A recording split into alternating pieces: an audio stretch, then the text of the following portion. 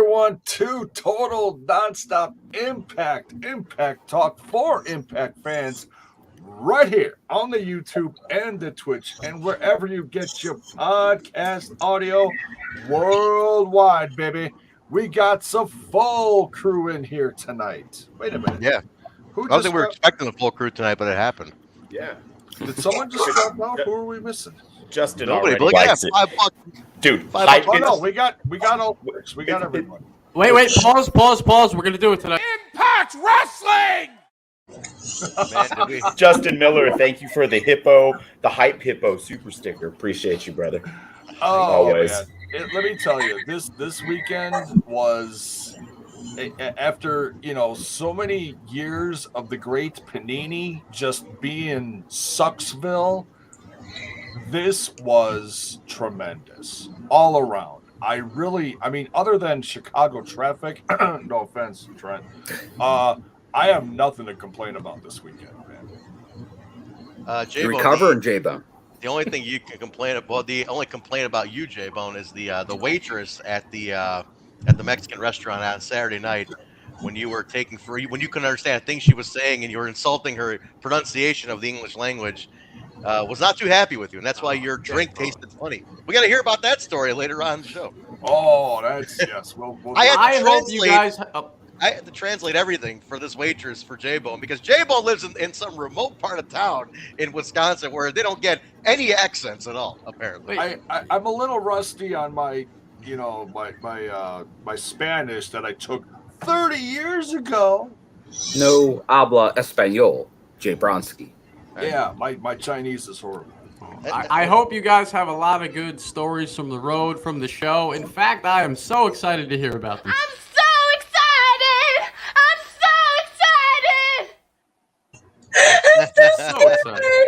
So excited. That's awesome. Let's get into it, folks. Apparently, Oreo's excited too. Hi, welcome, Oreo. All right, so what are we talking about today? Oh, wait, Mark, hit the super stickers. Put them on the screen. I'll hit the I'm button. frozen. I'm completely We frozen. got more. Hang on. Can you guys hear me? I can hear you. We can hear you, but you have this goofy look on your face. Okay, hold on. We got Jordan Merrick with $10. Oh, thank you, Jordan. Whoa, thank you, Jordan. Wrestling! And then we got another one here from Brian. Yeah.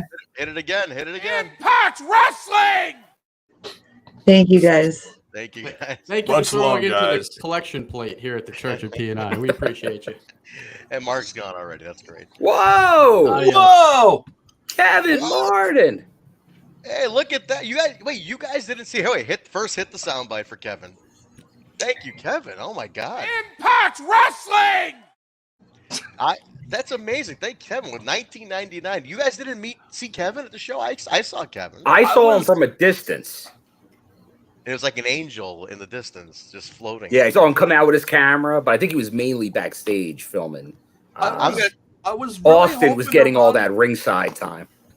I've had so much talk, behind the scenes with Big Kev and all this stuff, and he's been such a lovely supporter of the show.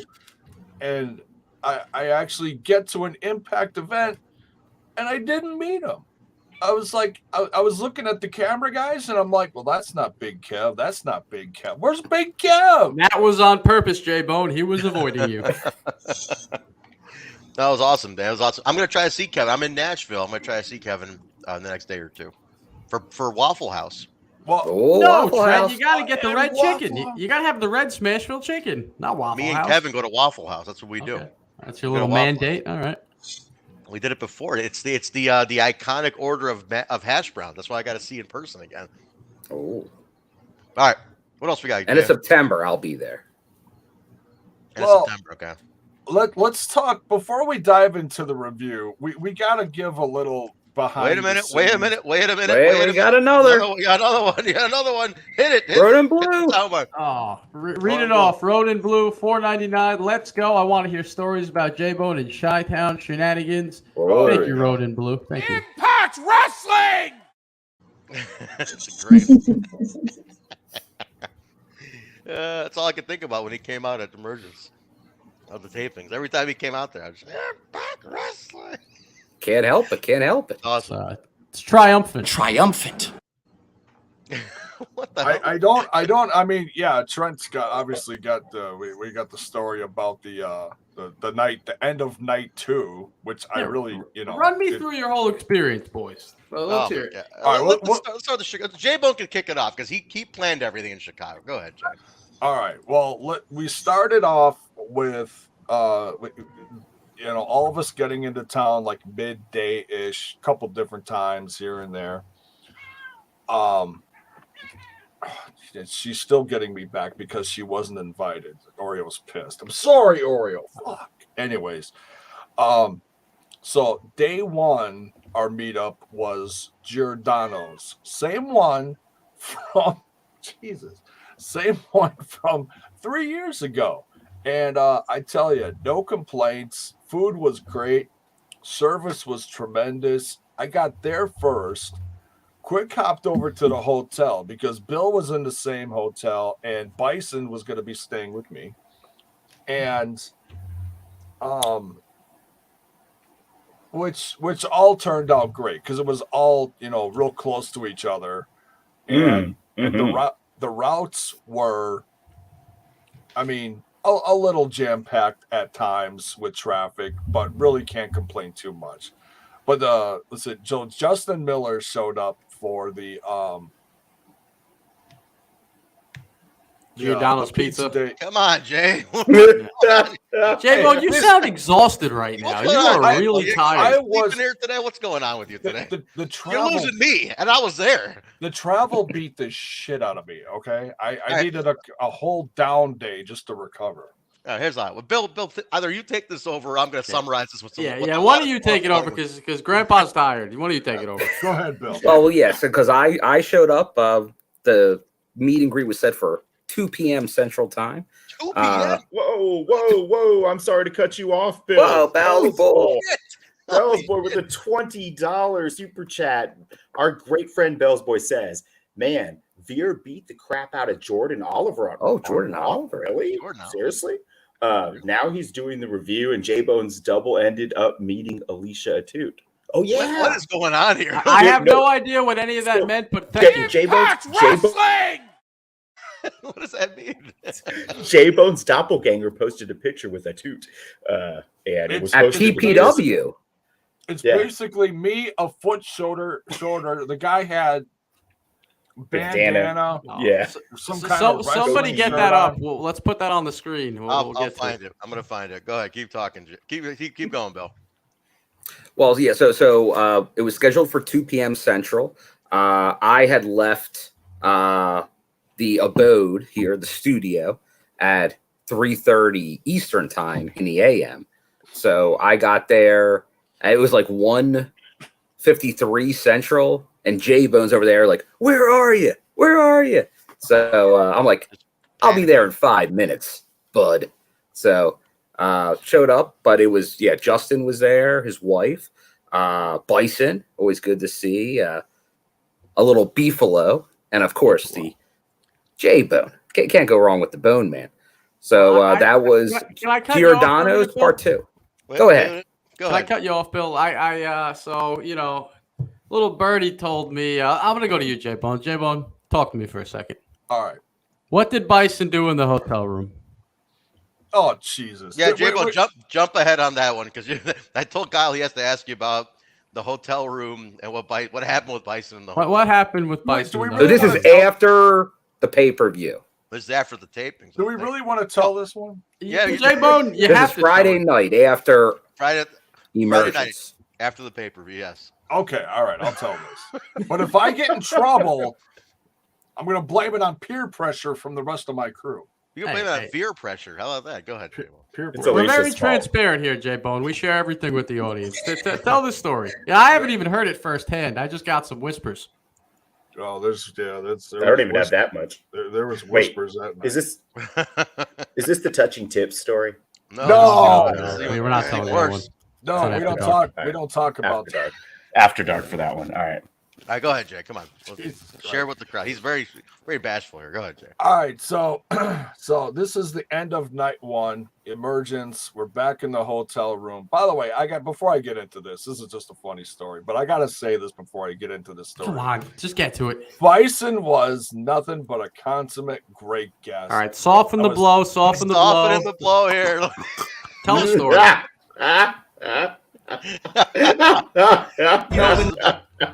He's about to piss Bison off so bad. I'm not stupid. All right, so the night is winding down. We're done drinking soda, eating chips, finishing off healthy dinners all around. It's a Whole Foods meal going on here. I hate to interrupt you. Justin Miller with the $20 super chat. Thank you, Justin Miller, for the super chat. Justin says, what happens at a TNI get-together stays at the TNI get-together. Oh. And what happens in Jaybone's hotel room does not stay in Jaybone's hotel room because he's going to tell the story right near on the show. Jaybone, continue. All right, Jaybone. Just to correct you, this did not happen in the hotel room, per se. Okay. It happened in a room in the hotel. Bathroom. Right, not the bedroom. Okay. Gotcha. Okay. People are just going nuts right now. Like, what the hell is he talking about? The build-up. So I'm winding down. He's on the couch. I'm in the bedroom. and after drinking, beer, soda, water, more soda, more water, I was like, well, shit. I didn't piss. So Jaybone, you guys are eating like you clearly want to make it to Emergence 2023 here. What could you pick up a salad or something? What is this? I ate a salad. He had a salad. And Bill can confirm it. He did have a salad. Okay. I did have a salad. There was a lot after that, but there was a salad. But the next 4 plates were all deep fried. Nothing wrong with that. All right. So I exit the bedroom. Great storytelling. I love this. Trent, get your harmonica. Alicia looks so worried right now about what's I know. She's like, oh, the suspense is fucking killing me. And he's such a slow storyteller that I'm like, I'm white knuckling over here. Come on, you motherfucker. Just tell the story, Jay. I've been waiting days to hear this. All right. Trent wouldn't tell me. He's like, you got to ask Jaybone. I don't want to tell you. I exit the room. I look at the couch. There's no Bison on the couch. So I'm looking around the room. Not that big of a room. There's no Bison. And I'm like, where the hell's Bison? I look over towards the bathroom. Oh, there's a light on. I get closer to the bathroom. Oh, damn. Yep. He's in there all right. And I'm like, holy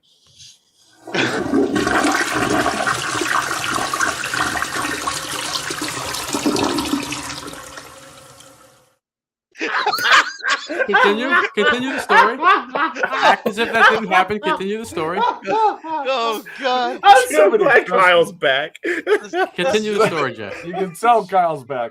So I go back and sit on my bed. It follows me in the bedroom. I'm like, oh God! Could you taste it in your mouth? Like when you just can't get rid of it? Like, taste Bill's funk in your mouth. I was ready to crack the fence. I was ready to crack a window. In the words of Alicia, So Bison dropped a giant beefalo bomb in the toilet, is what you're saying. No courtesy flush. No courtesy flush. I wait about 10 minutes. He comes out looking just wiped, like he lost 10 pounds in that. Like he just he better be wiped. Like just had 10 rounds with Tyson. I look up at him because he's kind of standing in the doorway now, and I'm like, "Are you okay?" He's like, "I just took a big shite." He came out with a battle cry. God, do not go in there. Woo!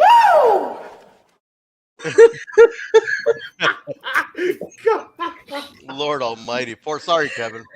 And Jaybone, I heard that the smell of Bison's shit was so bad, Gia Miller heard it all the way from her hotel room. Oh my God! Dude, Kyle came all chambers fucking loaded tonight. Holy crap! So, and of course, then I still have to piss. So I'm just sweating now. It's just oh my God. Oh Lord! Wow. Thank God there was an actual fan you could turn on in there. It was like, oh, the wrestling gods are looking down on me tonight. And it was Bison just sitting there like the Cheshire cat, just grinning ear to ear about what he just did. He came out with a battle cry, Trent. He came out with a battle cry. Oh He my was proud God. of what he did. Lord I just came out of the bathroom, looked at him. I'm like, I hope you're done for the night. No. Do not go in there. Woo! And that picture was taken prior to that event, and it was just everything that was about to happen was brewing in that photo.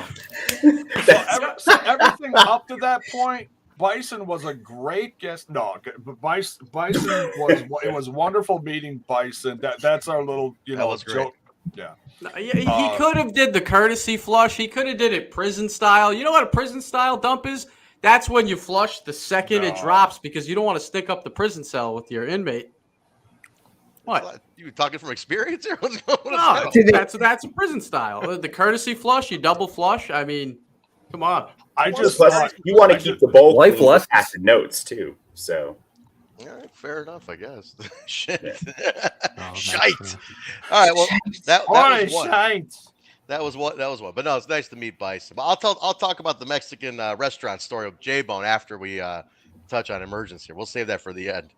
But yeah.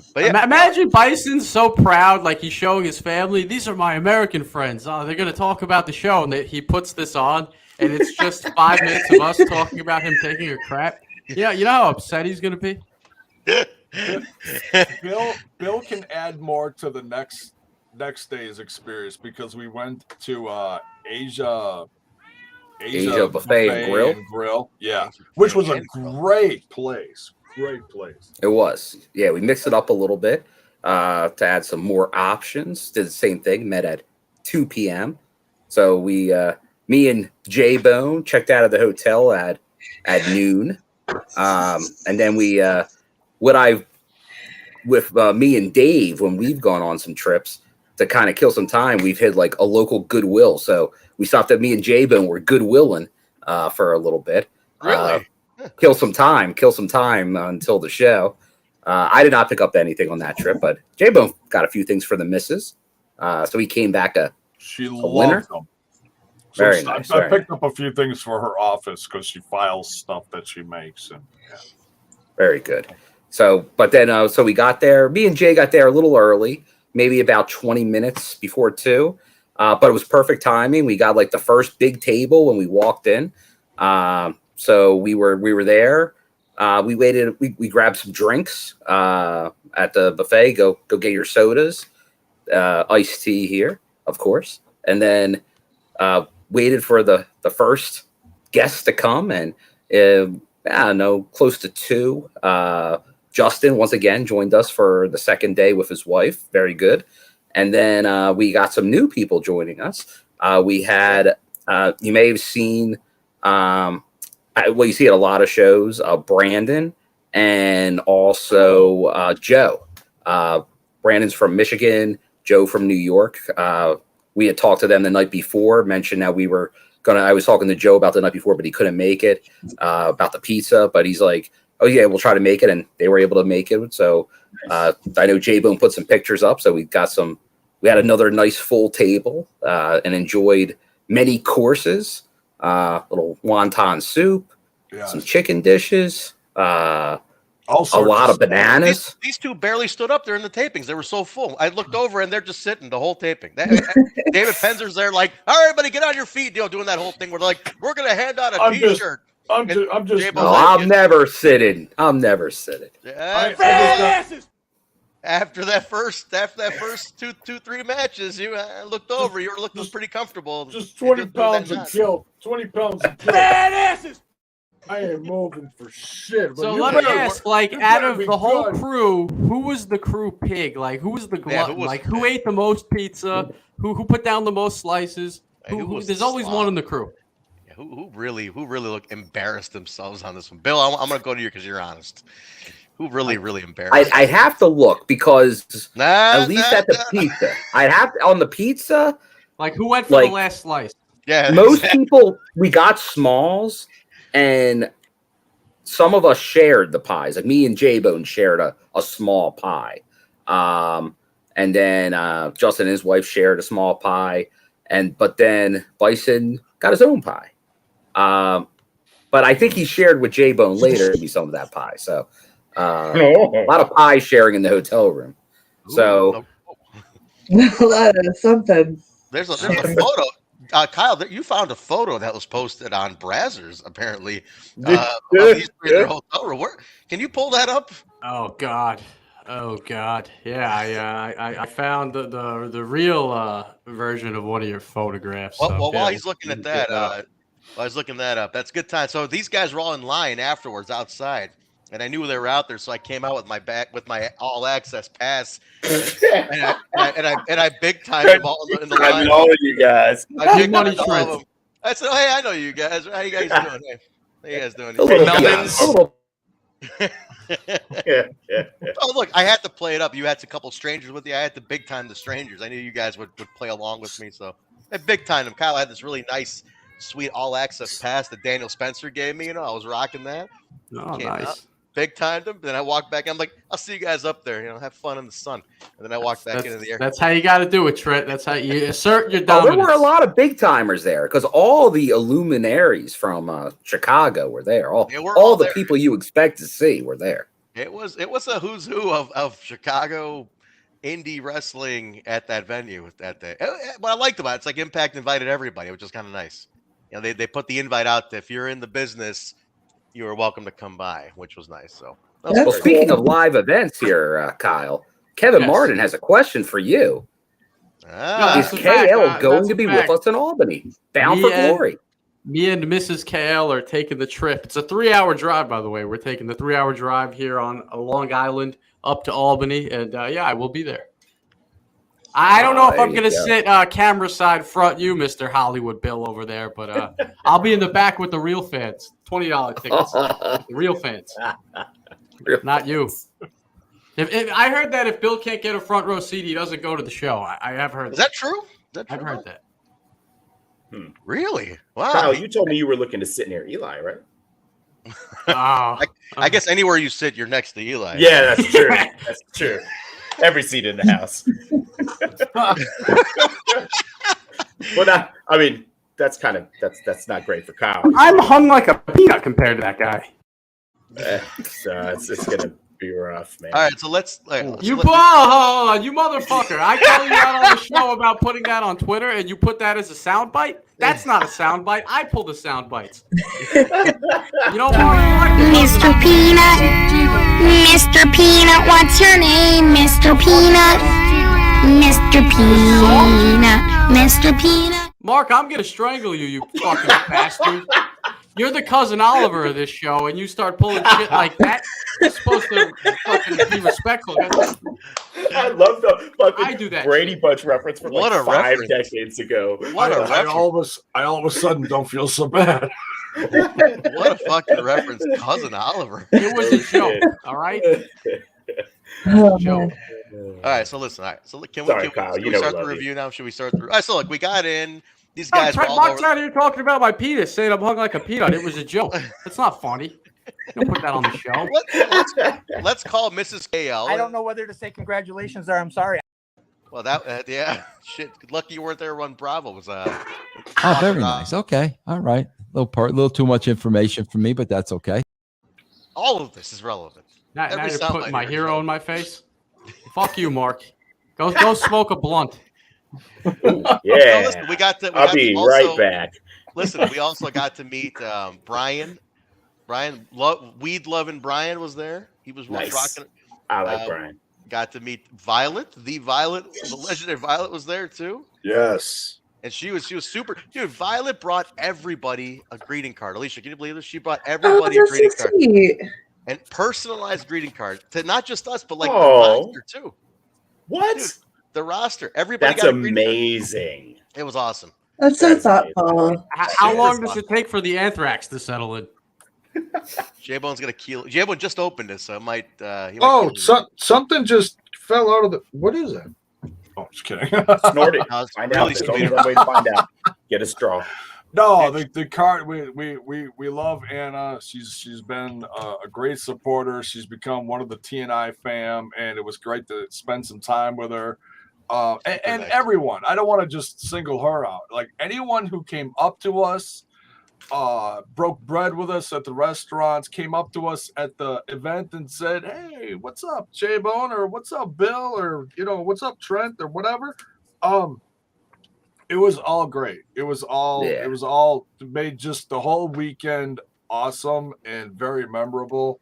And then just the whole event, the tapings were the icing on the cake. So this one guy You can't beat the Impact family, the Impact fans.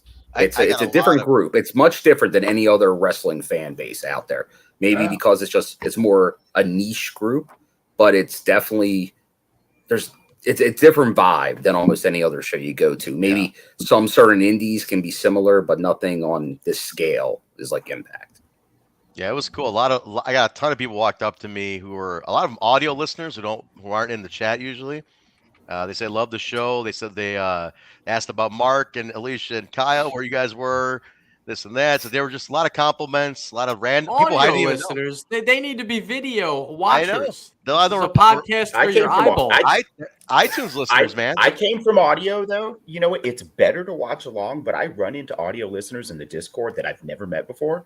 And it's cool to find out, like, just that we have a reach we don't even know about. There's all these people, like, we know the people in our chat and the people in our Discord and on our Twitter, but man, the audio listeners are like a silent majority of our listenership. It's pretty neat to meet them, Yeah, it was cool, man. A lot of them came up to me and they were lingering. I think you guys came up to you guys too, and it was really neat, man. Let me ask you a question. That's awesome. Were you guys busting my balls or breaking my peanut, or did Jaybone really sign autographs? Is that true? You said Jaybone signed 6 autographs? 6 autographs. Five.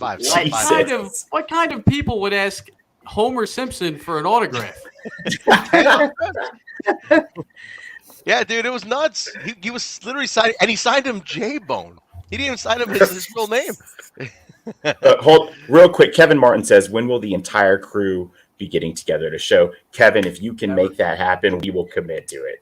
So you let us know. Pay for our flights out of your pocket, Kevin, since you got money over there. Throwing money at us. Kevin's been moving on up, man. He's like way the hell up now. So yeah, Kevin. The highlight of the weekend, one of the highlights for me was I was downstairs in the locker room area and I was just talking to who was I talking to? I was talking to Taven, who was a really cool fucking guy, by the way. Matt Taven's cool as shit, dude. Bullshit with Matt Taven. And Scott D'Amore walks by and just points at me and goes, "Hey, Taven, fuck this fucking guy." And I'm like, "Hey, what the fuck?" And he goes, "Don't believe a fucking word this guy says." And then he walks off and we just kind of talk about it. But he just, the way he said it was like, "Hey, fuck this fucking guy." And then, so Scott D'Amore told me to go fuck myself. You felt very welcome, Trent. I did. It was great. But I had the VIP backstage all access pass that I big timed a whole line of marks with. Trent, it was great. Trent, you know what I'm going to ask you? Yeah. Did you eat the catering again? No, I didn't. We stayed away from the catering. You're going to Trent. I don't want to get in trouble. You're not able to eat that. That's not for you. I didn't want none of the AAW guys ate the caterer except the wrestlers. We didn't touch the caterer, even though they said we could. I just got a bottle of water. I said no, I'm not going to touch the caterer. I don't want the heat. Did you take any pictures backstage? Not backstage, man. Okay. I went up to every wrestler and got a picture. Yeah. It's for my little brother. I promise. Yeah. For my sister out on the West Coast. No, it's cool. Everybody was there. It was nice. It was really cool to see. If you guys watched this Thursday, though, pay attention to Sami Callahan in his match. He did a little something cool during his entrance. So take a look during his entrance. You guys caught it in the front row there, but take a look when you're watching it on TV this week. Trent, did you run into Ingrid, or does she still hate us? Because I know that's one of the many people Mark ran off from the show. Did you see Ingrid? Are things okay? I did see Ingrid. I can't tell if she still hates me or hates us. Or not. But she was nice. She was cordial and nice. I can't tell if she hates us, but she was. Probably she was does. nice. That means she does. I'm gonna guess she does. She don't hate us. She still watches. She just stays out of the chat. No, she was super nice, dude. I gotta say, Ingrid she works hard as fuck, man. She works really She hard. runs the whole day of, right? I'm seeing like the day they walk in, like the minute they walk in, like she's working, man. She works super. Gotta wrangle them in, man. Yeah. Oh yeah. It's worse than this show. Well, Violet, we talked about you earlier. If you missed it, we talked about you earlier. We thanked you for your cards. Yes. But all right, what else? We got to talk Emergence. Oh yeah, let's do that. Oh yeah.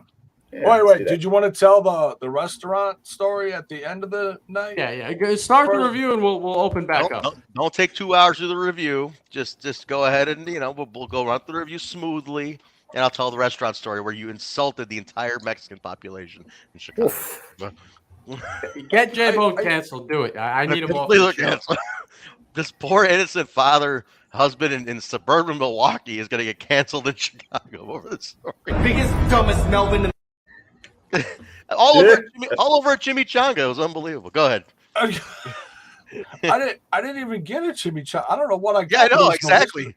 You sure as hell didn't get a chimichanga. You sure as hell didn't get that water you ordered either. You got something else in that fucking glass. We'll talk about that.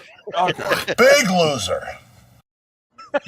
Kyle, did you find the picture that you found of these guys in the hotel?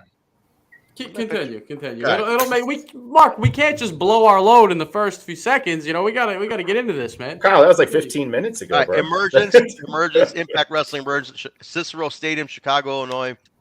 Took place on Friday, the 12th of August. And in attendance, TNI royalty, Jaybone, Bill, and the Bison was there, along with Justin, who was joining him in the front row, and a bunch of other dignitaries of the listening audience. Well, you were there, Trent, as well. You were in the building. I was hanging. On Friday. I was in the back. I didn't have a seat, just hanging. But Saturday I was working. So there may have been other people that were on this podcast at one time or another that were also in the building. Yeah. I mean, there's a lot of people in the people chat. from this chat. Yeah. Well, yeah. It was good. So a good question to start with that I think those of us that weren't there have really been talking about. So for you guys that were in the building, what are we thinking on attendance? Because the crowd was hot and they were huge. I think about 1,000 on at the pay-per-view. And they were all on their feet the whole time, right? Yeah. It might have even been like 1,100. You're talking like 1,000 to 1,100 at the pay-per-view for sure. Great crowd. And how much attrition on day 2? Very little. Not much. Very little difference. Really? Yeah, I believe before any walk-ups, it was like 200 less. Yes. Yeah. So if you're saying 1,000, 1,100, you're going 8 plus. I say that's 850. The lowest drop off since Vegas, probably. Yeah. Thanks, Ash. Play the soundbite. Ashley Rose Nova says Impact Wrestling. Oh, and here's good information. Oh, here we go. Need some Impact Wrestling. We gotta play it. Play the sound. $199. Impact Wrestling. All right, J-Bo, you're Thank gonna you, say Ashley. And Kevin. Go ahead. The capacity they had it for was 1,300. So that tells you that was the range for the pay-per-view. That was packed. We came here for a lot of money. Both sides of the bleachers were absolutely packed both nights. More on the first night, but they just a hot Chicago crowd, turned out. out. The pay-per-view, you expect it. Yeah, it was a hot ass crowd though. Well, yeah, and it's a hot wrestling city too. Dude, also like I gotta say, the venue's an old dumpy venue in a sense. I mean, it's an old Chicago venue. It's not one of the modern high-tech venues, but right off the highway, right a block away from the train station, easy to get to, decently easy parking, like street or parking lot. It's a very easy place to go to for a wrestling show. It's not the fanciest arena, but it's not bad. Sorry, Trent, real quick. Justin Miller, $5 super chat. Thank you, Justin. Again, says, biggest crowd at a show, looked and sounded great in person. I can also Impact Wrestling! That Impact Wrestling crowd sounded just as good on TV. They were fantastic live all night. I was really curious how it was going to, turn out on the screen. They sounded great. Great venue, great. We could ask even Kevin right now. I think they've been miking the crowd way better in the last couple months. It sounded really good on TV. Yeah, looked great too. Yeah, like I think the obvious one was like Vegas, where I think that's where they changed because everybody knows Vegas previously that the sound just didn't come through for whatever reason. Yeah, but since Bound for Glory and on, it seems like the production has taken a step up with the sound. Trent, you say it's a dumpy venue, but it's like this is the modern day ECW we're talking about. That's perfect for Impact. Perfect for the kind of crowd they draw. A very valid comment here from Kevin. They lit the crowd, not initially, but they did light the crowd, which was good to see. And it was a perfect building for that. Not only were there tons of good shots from all over the stadium, but all the activity we got in the crowd for this show, like we had spots out in the crowd, multiple matches that spilled over. That venue was just wonderful. I want to see an old school venue, man. It's not a high tech arena. It's a very old school venue. Easy to fight up into the bleachers, lots of ways in and out, tons of good camera positions. The whole thing production wise on the floor was fantastic. Only complaint is the same complaint with every single show, and it's can we get Gia a working mic in the back? That's it. Oh, did it cut out again? Again, every time. I'll tell you what, though, I gotta give a shout out to. Oh my God! Jeez, that sounded nice and clear. I gotta give a shout out to Johnny Bravo. Is probably one of the hardest working men I've ever seen in my life. Oh, fuck that guy! I still hate him. I still hate him. That beef is not over. If he's gonna come back on the show because he's afraid of me. He's gonna come back. I was back. He won't come here. But dude, that dude works. Damn, his ass off. We gotta bring him back on the show. Let's have this face off. We're talking Travolta and Cage style face off, Kyle. I don't know whether to say congratulations or I'm sorry. I love it. Damn, it feels good to be a gangster. In that Johnny production Bravo on that clip, one's way up. I love the innocent second show Alicia in that video. Like, where the fuck am I got it in myself? That's when he was saying that shit to me. There we go. Kevin has answered my call to arms. He says, straight up, guys, Gia's mic was tested multiple times before we went live. Just a curse we can't seem to break.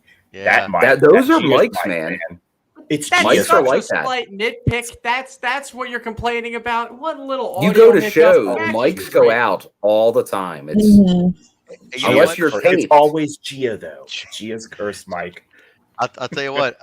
Also, I gotta say, speaking of mics, David Penzer was sick. He no COVID. He's fine. He tested. He made sure to tell me. He was under the weather. That dude announced 2 nights of complete action. He doesn't was still, miss a beat. Trent, did you say that he was sick? Because I'm sick. He was sick. He was sick. I tried to find the guy a cough drop. Couldn't do it. Couldn't help the guy. But I was thinking to myself, like, for a fucking ring announcer to be sick, to like have a sore throat, that's like a runner without his legs. Like, you're done. That's your business. That's it. Poor guy. But he pushed through. I ran into him that night. That was great running into him. Hey, you were offering him booze. He's like, I'm sick. You're like, come on, Benzie, take a shot of the bourbon. Poor guy. All right, Pusher Jaybone. He was pushing. All right, what do we open up with match-wise? Start it off. Digital media title. Oh yeah, a review. Yeah. Yeah. 40 minutes in. We're doing all right. Hey, this was special because half of us were there. So yeah. All right, go ahead. That's not an excuse. Every podcast is like this. Continue. Yeah. Bhupinder, Gujjar versus. You see what I'm dealing with here, Kyle? I mean, anything with an ethnic tone, this guy just shits all over. I mean, I'm telling you, the Mexican restaurant. I mean, he was asking for like Quadzillas. Yeah, he was asking for like quesadillas and like asking why can't this be Taco Bell and why can't you guys get items like Taco Bell on your menu? And you guys have the Mexican pizza. Yeah, for the Mexican pizza. Jaybone is the whitest man in America. Could you get rid of the jalapenos on my enchilada? Too spicy for salt me. in here? Is there Can I salt? get a chalupa? Can I get it without salt though? You guys have those little cinnamon puffs? Cinnamon Fiesta potatoes. I got a hard shell taco. Now hold on. Did the Bison toilet incident happen after the Mexican food or before? The Mexican Because food that's a just big came deal. out. Bison left the next day. He didn't get the Mexican. Bison left on Saturday. He wasn't there for the tapings. All right. Do not go in there. Woo! I mean, Jaybone embarrassed Skull. This was his Mexican place. He embarrassed him. It was unbelievable. All right, go ahead. It's like going to a restaurant, Asian restaurant at MSG. All right, go ahead. What's the opening? Gujjar. I'm never coming to Cicero again. Poor guy. All right, talk about Brian Myers versus Bhupinder. I'll take it. Go ahead. Take it. Go ahead. Bhupinder Gujjar still, in my opinion, is a star. I know that this match didn't necessarily go the way that I wanted it to go. Brian Myers, though, is a great face for this belt. He gets it. He does a good job with it. I know he was thrown into it because of Cardona's injury, but it was a perfect transition. I was really hoping Gujjar would win, but I guess he hasn't paid enough dues yet, and I'm fine with that. What is everybody laughing? Jaybone wouldn't be here if Bison had the Mexican food. Would be in the hospital due to methane poisoning. Whoever JPF is lighting up the chat today. That got me. Oh, JPF's from the Discord. He's our Okay. Canadian buddy. Montreal JPF, is that right? I think that's right. Anyways, good match. It was short, 7-8 minutes, maybe. I'd like to see a longer version of this higher up the card with more stakes because this build has been just kind of weird since it's just kind of a side story. But yeah, I don't know. Good match overall. Good opener, I thought. Yeah, Myers retained. That's interesting. Mm-hmm. And I told you all in the predictions that he was going to, but everybody. Well, you're a Myers mark. Yeah, KL. guy. What are you But gonna I do? knew he was going to win. It makes sense though. Yeah, no, it does. I get it. I wanted Gujjar to win, but he's very, very new. So, they're building him properly. He's getting enough little bit at a time. Yeah. He's gaining more and more fans, and I think people are really starting to see his work in the ring each time out. Gujjar's on a great trajectory. I have no issue with the loss here, Yeah, no, for sure. It's For him getting the chance is still a win. Yeah, it's a good spot for him. Definitely puts a spotlight on him for sure. Yeah, they're doing a lot of things right with Bhupinder Gujjar. Now, let me ask this though, from the listeners: is Gujjar there's always been it's almost like WWE's always had a Samoan faction or Samoans. Impact's really big on having Indian representation all the time. Is Bhupinder one that you think is going to break out? Because Shira kind of did. Rohit was, they positioned him like it a little bit, but he kind of, you could tell Rohit wasn't all in on that side of it. Is Bhupinder going to be the one that breaks out? What do you guys think? I think so. He's good. He's talented. Yeah, he's really talented. Not that some of those other guys weren't. That's no slight. Rohit had a fantastic X Division run when the belt was kind of at a low. Oh, it was awesome. Yeah. So I would say he kind of got, maybe the highest of the Indian talent that's been around recently. But I think Bhupinder has a very high ceiling. Okay. All right. Chat sounded off. Bhupinder's he's been a wise investment because you got to remember he showed up right when Anthem kind of took over in Canada. They brought him in, and they've been training him up this whole time. So he was still starting to see those dividends. But I still wouldn't. I know it's a long time, but do the little look, and he's got a good look, Bhupinder. But Shira, I would not discount Shira still at this point. Oh, I wouldn't either. But I would say that Gujjar's already a step ahead of Shira in that he got here so fast and Shira's had a lot of setbacks over the years. He did. The injuries have been really hurting Shira the last couple years. He's hurt again, right? Yeah. Yeah. Shoulder again, right? Well, I saw him in Chicago. He just didn't perform live. How about this? Can we ask? I want to get Alicia's opinion on this. How come they've never had an Indian woman come in? I have no idea. You know, like, and It would be nice. It would be nice, right? Like, I think they should. Is there a women's scene in India? Like in Japan? There is. There is. Like, why not? I think maybe you throw in a valet or something. Start her off as a valet, bring her in that way. They've never tried it, and I think that could get over huge. I think so. I don't know, guys.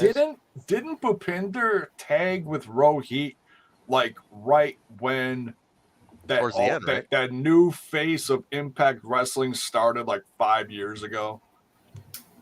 It was like one of the first inceptions of. Oh yeah. He was an initial member of the squad. Who was the other guy who was there for like a hot minute? He quit the business too. Like, he was another young Indian guy. Gusinder Singh. Remember that one? Yeah. Yep. And he left after like not even 6 months. Trent, don't you miss Gama? He was our favorite. Oh, I miss guys. So Raj was there. We were doing the podcast during the Gama run. We I got to see Jock every week. We loved him. I got to see Raj, and I asked about how's Chacha. You know, how's he doing?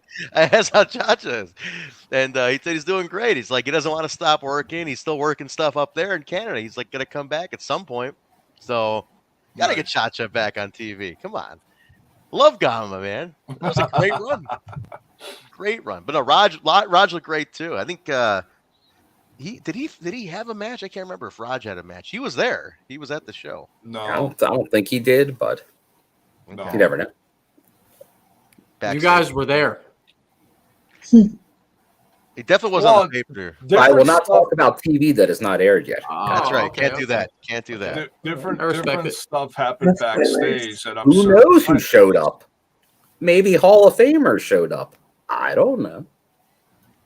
Phil's lying. Nobody showed up. I hope the plumber showed up. Do not go in there. Woo! The look on Bison's face is like, I'm gonna fuck up Jaybone's night. That's what that look on Facebook is. I'm gonna ruin Jaybone's night. His stomach was rumbling while the picture was being taken. You know what, Jay? You know how he threatened me at the show, Jaybone? Because remember the hotel room incident last week? You know, he was so mad at me. He wouldn't talk to me at the show. I tried saying hi. He shunned me away. Bill said hi. He goes, no, he's just a little upset. I go, about what? He goes, the hotel thing. I'm like, he's still upset about that. And Bill's like, he's not talking to you. That's why he didn't bring any leftovers from the pizza. I said, well, fuck this guy. But I couldn't say fuck this guy. I love Jaybone. But we were going through Bill like it was two fighting. There was like parents that were going through the kid.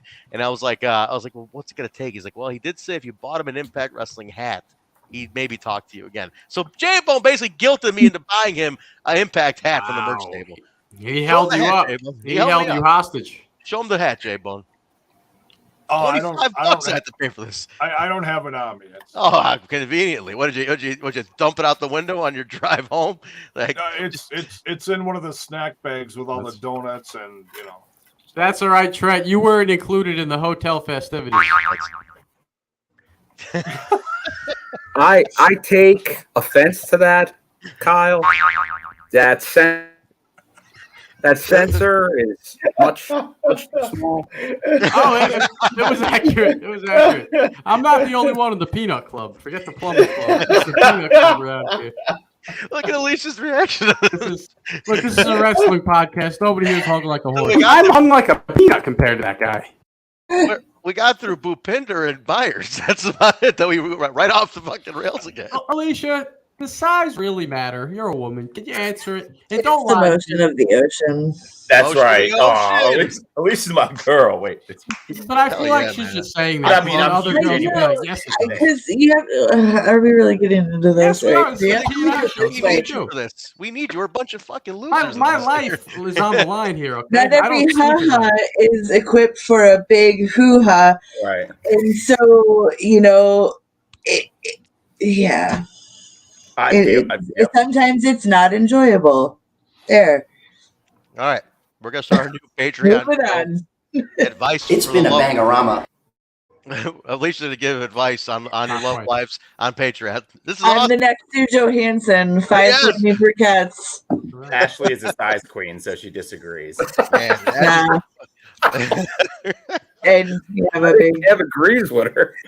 Yeah, Kevin's like, well, that's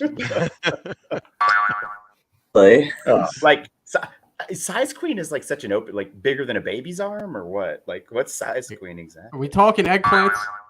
Eggplants, baby's arms. Like, I mean, what's the comparable here? We're talking eggplants. So living a life of shame. I don't need to hear that, Ashley. I'm going with what Alicia said. Anna's backing Ashley up. I felt better size queen as well. Man, I felt better after Alicia's. Well, congratulations, lady. You have the vaginas to equip a large phallus. Enjoy your jackhammer coitus. Because they don't really know how to do that much when they get there that big. But, more power to you. No judgment.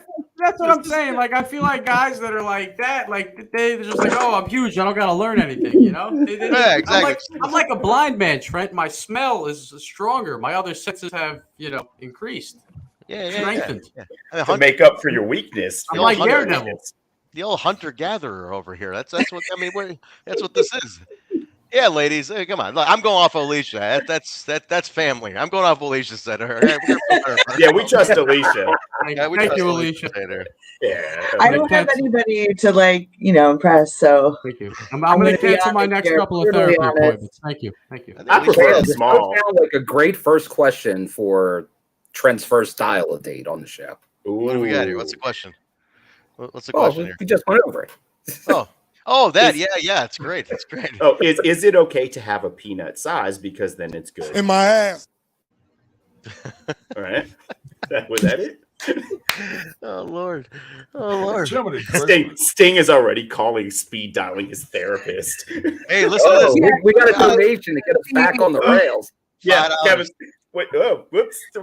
Good man. What a good guy. I hit the sound bite. Give him the bite. I got a better one. Book this.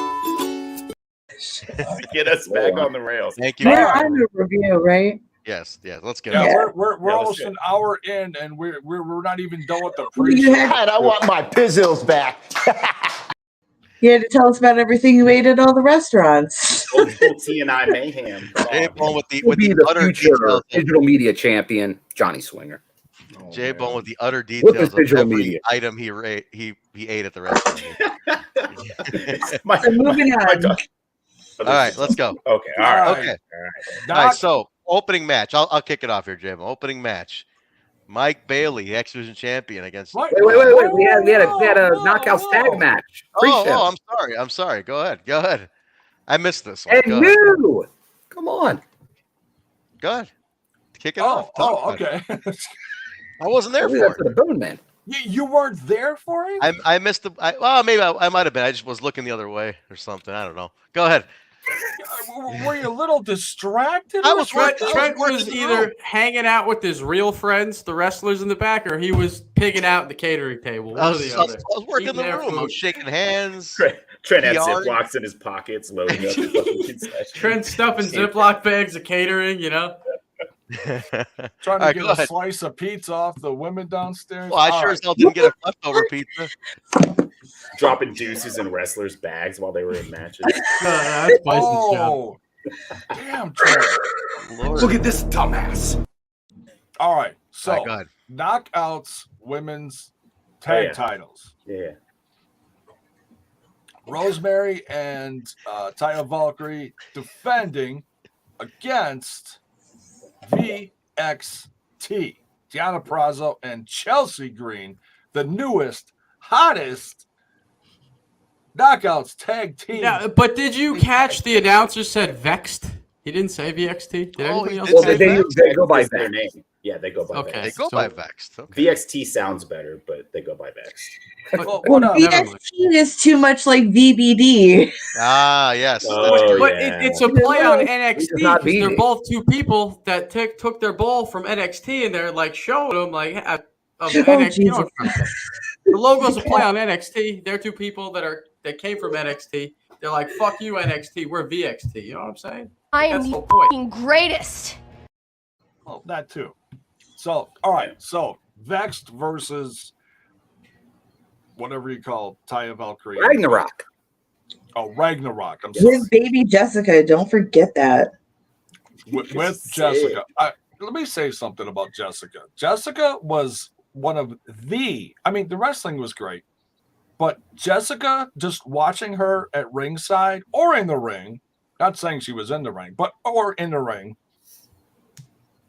is absolutely one of the newest, hottest highlights of Impact Wrestling going today. Of what? Period. And she's sick because I'm sick. I'm sick. So sick. The crowd went batshit cuckoo for Jessica. I'm She's serious. awesome. She is. The person who plays her is also very awesome. So it's only natural that it plays well on television. We'll just say the rebrand is working for Jessica. Oh, she's sick. Damn you, my fingers getting tired.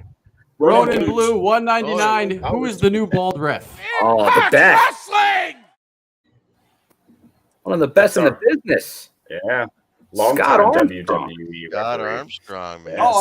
So Armstrong is hired then, I read today. Is that correct? Yes. Yeah. Well, I love the dirt sheets. Play the music, Kyle. Play the music. Oh, okay. Uh-oh. The dirt sheet. I thought we weren't doing J-Bone's news. I thought we Oh, agreed on that. no. That's Jaybone. That's no. The fake wrestling news one? Wrestling news. Yeah, we just referenced dirt sheets. Looking for that fake wrestling news. Don't believe anything that you read on the internet.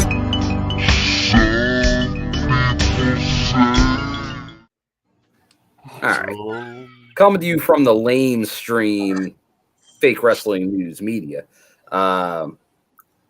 If you were there, you know. Yeah. Scott Armstrong's working with Impact Wrestling right now. Who knows for how long? He's worked this loop. He gave the impression to people in the front row. He was kind of saying he'll be at the next shows too. Does that mean he signed? Who knows? He's definitely around at least for a little bit. So BG James was just there to hang out with his brother, not doing creative working, like Jaybone jumped on with the clickbait. He was working, man. He had a headset on. He was working. Ronan was talking about the other ref. He's been working with them for a while, Ronan. He wasn't new for this set of tapings. I believe is that a couple of tapings now. Yeah, Nobody he's knows been a his couple name, in a though. row. Well, Kevin's in the chat. Kevin, what's his name? What's the new guy's name? The not Scott Armstrong. He's talking about the black ref. He said that's the bald black guy ref is what Ronan's asking. Very about. nice, very nice way. Very nice. That's what he's asking about. He was the same ref from the Kentucky tapings, right? Yeah, he was there. He's been there. Yeah. Derek. That's his name. That's what he's saying. Kevin's Yeah, name. Derek. His name is Derek. Yeah. There we go. Derek. Derek. So I was right. Derek. Okay. How did you know that? Ref Derek. Ref Derek. Okay. I actually knew too. Okay, Derek. Okay, I guess everybody knew his fucking name except us. You know, like Derek. What the fuck do we know? It's just our show. We're the ones. That's why we have them. All right. So what's next, Jay Bar? We got through the pre-show. God damn it! You know, let's Did get we? blazing here. We didn't get New tag champ. We talked about the match. He mentioned the match. We never talked about it. We didn't talk about it. We talked about Scott Armstrong. We didn't talk about the women fighting in the match. All right, let's They go. won the Let's do belts. it. We They should won the belts. probably do them their. Alicia, as our knockout, what did you think of this I pre-show tag team match between Ragnarok and Vexed? She hates being called an R. I thought it was really fun. Granted, my money is always on Ragnarok with baby Jessica, but it was very monumental for Vexed to get the win. You know, it's like they've been wanting to make themselves a tag team for a long time, and I'm glad to see that it's successful and working out for them. Congratulations. So let's see how this goes. Yeah, this should be cool. I mean, I don't know, man. I feel like Taya is not the same since coming back. It's not the same Taya. There's something completely missing on the Taya character to me. And it's just go ahead, Alicia. I don't feel like they've been giving it. We aren't getting as much as her as we were getting last time, because if you think about it, up until the pay-per-view, there were 2 weeks we didn't see skits from them. Oh, really? Yeah, I didn't even think about that. I mean, I think personally, hoping it's up to a busy schedule. She's had a really hectic schedule and holds a lot of belts right now. You know, it could be one of those situations, but I do agree 100% that it doesn't feel the same. She's not getting as much, like when they're getting camera time, it's Rosie doing most of the talking right now. And Taya's just kind of there as even a third sometimes behind Jessica. So I kind of feel that. I feel that too. Like maybe she's not going to be around. Like, so she's going to be defending, or I'm sorry, she's wrestling Camille at NWA 74 Day 2, which is Day 2 of Impact tapings. So I don't know if she's going to be there for, you know, some of it, all of it, none of it that day. I don't know. But it's hard to say, right? That's just me speculating based on scheduling and stuff like that. So I have no real insight. Since her return, she's been pretty much doing 1 out of 2 days every taping. Oh, okay. But you can't have everything. Like, it kind of works out because not everybody's used both days. Right. All right. Well, we got new champs. We got new tag team champions. That's good. I mean, dude, it's Deonna. Anything with Deonna, it's gonna kick ass. I mean, she's the best out there right now. Yes, she is. Bell's Boy with the $5 super chat. Once again, thank you, Bell's Boy. Okay, I ate a late dinner, went to do a Bison. So he went to drop a deuce for those of you that are late. Now forever known as doing a Bison. Started laundry and sat back down. Has the review finally started? Just asking. Just ended the pre-show. Just got to the pre-show. Bell's Boy with the $5 footlong. Thank you. Impact Wrestling. $5 full. Thank you, Bells. All right. Bison's gonna fucking. By the way, Mark, I gotta tell you, man, your girl Deonna in person is absolutely gorgeous. Like, she is stunning in person. Oh my god, she's so beautiful in person. How tall is she? Not tall at all. I didn't think so. She's a tiny Italian. She just wrestles fucking big. She's such a fucking boss. She'll kick your ass, Trent. Dude, one final note on this. Vexed looks, sounds, and acts like a fucking tag team. They are bad. They're like best friends. They're like best friends, it's so natural. And the matching ring gear. Oh my god, they look so fire this weekend. I gotta give them that. Yeah, they were. This is going to be fun. The Vexed team is going to be a lot of fun. Yeah, they'll be a good one. They'll be a good one for sure. So cool. All right, kick off the show. Emergence. Let's do it. Here we go. Finally, kick off the pay-per-view. We're not. Hey, at least we're not doing it. At least it's not being done on New Year's Eve, 8 months late. Oh God! All right, go ahead, Jay. Opening match. All right, opening match. I gotta remind myself here. All right, Emergence. We got X Division champion Mike Bailey versus Jack Evans from the heavens. This was an absolute banger of a match. Now, in my professional podcasting opinion, very professional. There it is. Jack Evans seems to have, we'll just say, not aged well within this last few years. Yeah. But he still looked like you're one to talk, Jaybone. You look at least 70. Hey, I'm not a professional wrestler. I'm a professional podcaster. You're a professional podcaster.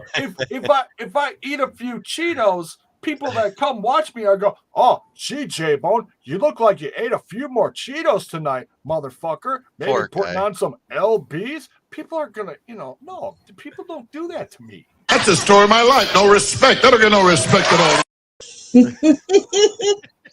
That's the cutest little fucking picture of me. Who's the picture there? Is that you, Kyle? It's me. That's Mark. It's me. That's Mark. Wait a minute. Holy shit, I gotta see that again. Hold on. That's the story of my life. No respect. I don't get no respect at all. Look at Mark. Adorable. Who knew that adorable young man would grow up to be this hate-filled, fire-breathing dragon? This fucking fire-breathing dragon. True story.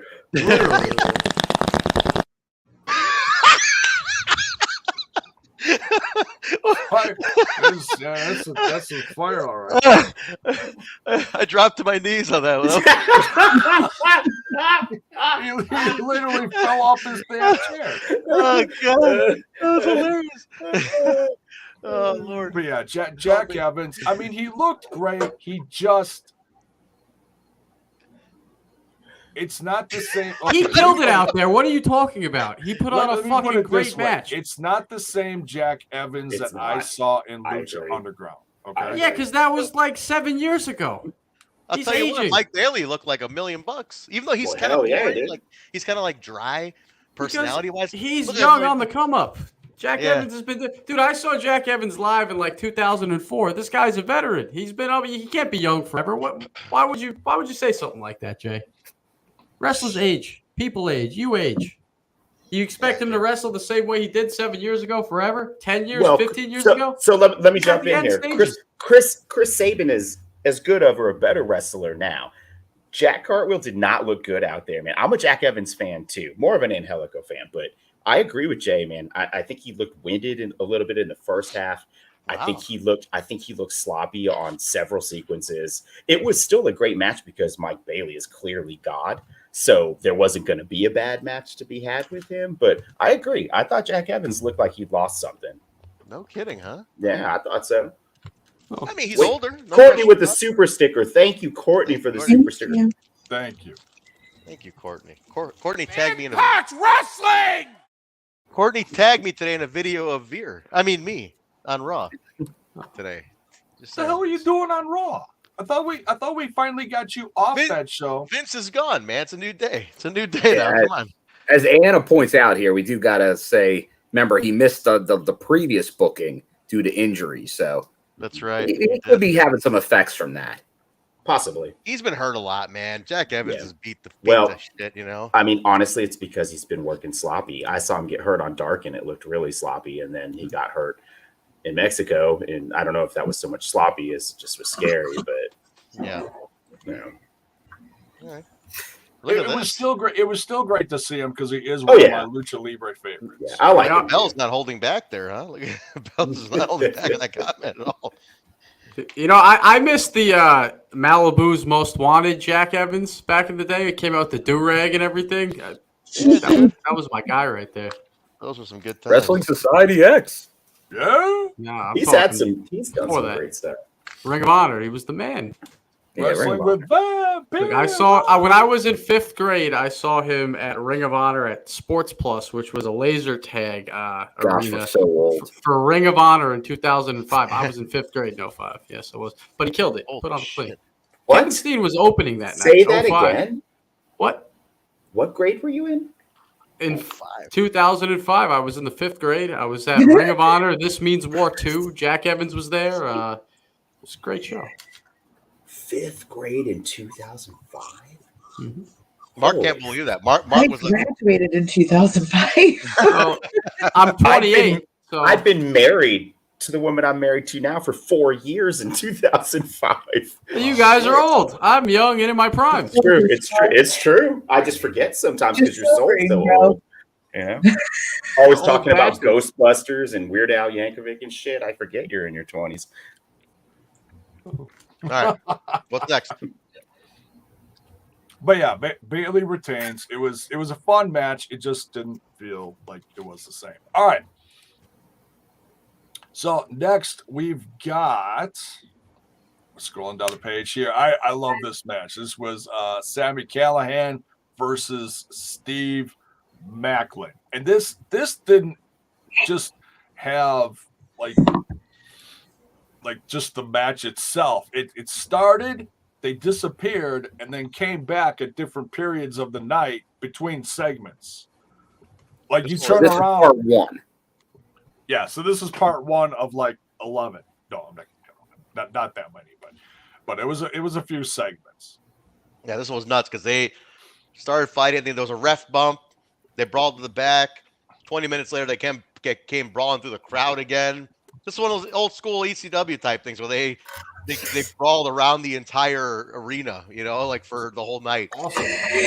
was Fucking awesome. It was like that WCW Nitro where Vince Russo and Terry Funk battled through the back of every segment for the hardcore strap, bro. I love that shit. I am a sucker for that shit, man.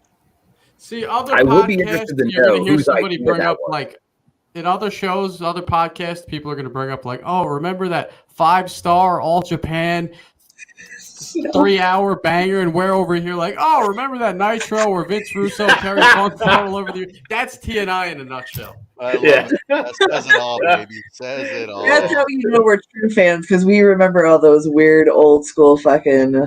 Shit I love, too. Because we'd rather weird talk about episodes Mike of Awesome wrestling. and fucking Raven than whatever else. I love it. I love it. All right. Well, you're close, Bells boy. I believe me. Well, Jaybone was already out. Me and Trent in '81. That's the year was out for us. Shit, I was already raising hell. I was 7. I already knew.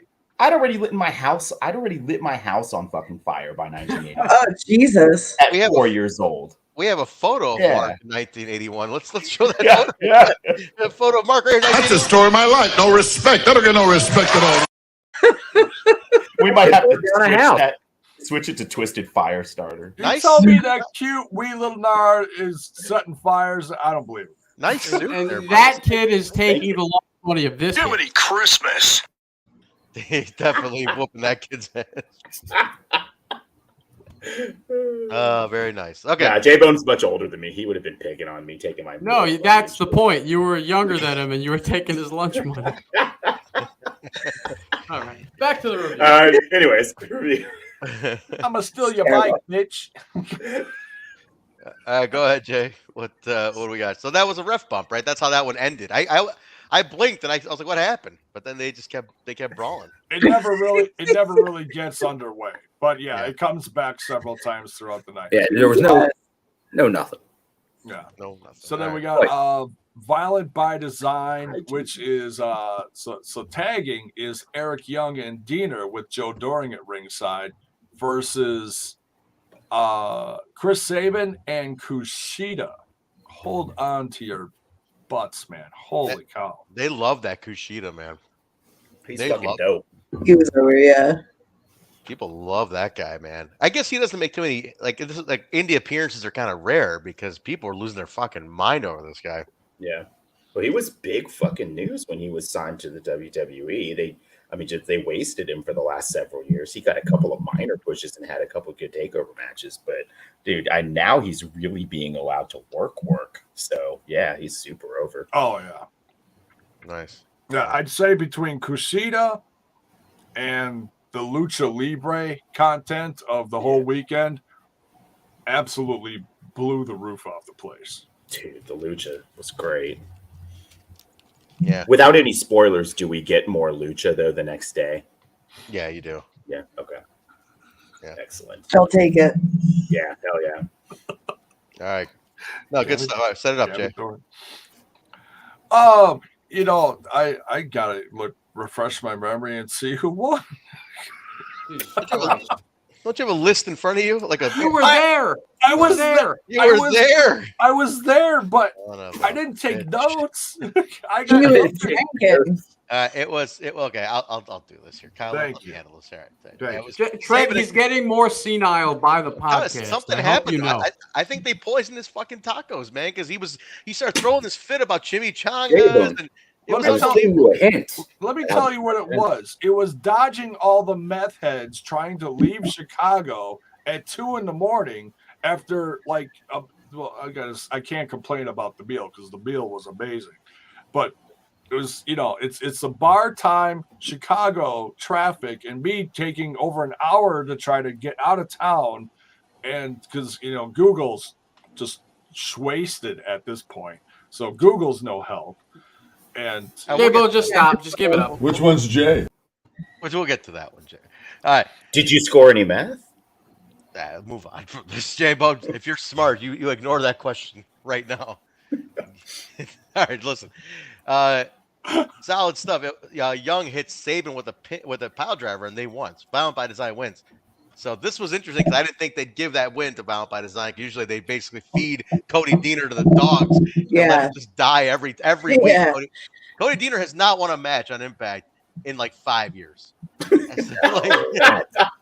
It's like a couple years. It's unbelievable. It's unbelievable. He won a match in the last couple months. I mean, they gave the guy a token by saying, hey, you could be one of the 3 tag team champions. Like when they were doing the Freebird thing with the tag belts. Like, you can walk out there, but you're going to take all the pins. And he's like, fuck it. But this one, they got the win. So it was a young hit Sabin, which I was surprised about. So I don't know how the crowd took this one. They kind of seemed shocked. I was shocked. Yeah, I was happy. Even though I chose VBD to win on our insane picks after our last week's insane review, I was still surprised for some reason when it actually went down. I think I was surprised at the way it went down. As soon as I saw Deaner was in the match, I changed my pick because I assumed that Deaner was going to eat that pin like a bitch, but it actually didn't happen, so I was shocked for sure. You know, you people thought the cool internet darlings were going to win, and Eric Young said, "Does it look like I give a damn?" I love Eric Young. Eric Young. Nobody gets up from that pile driver.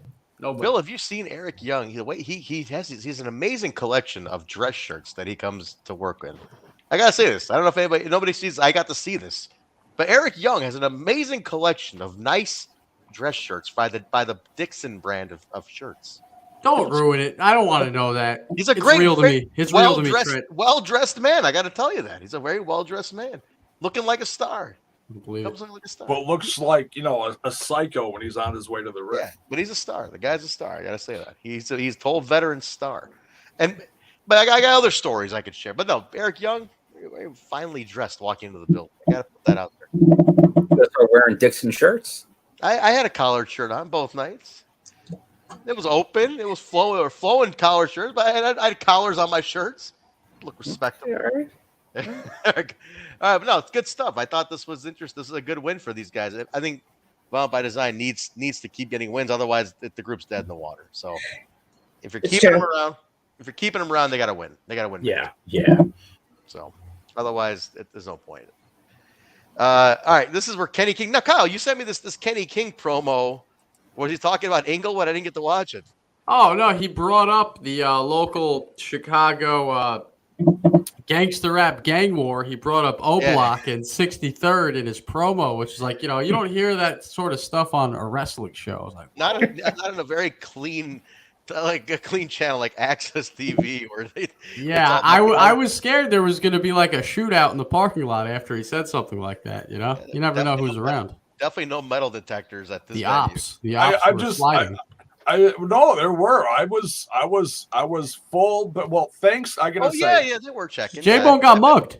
Thanks to you can by the security guard. Actually, you can call it that.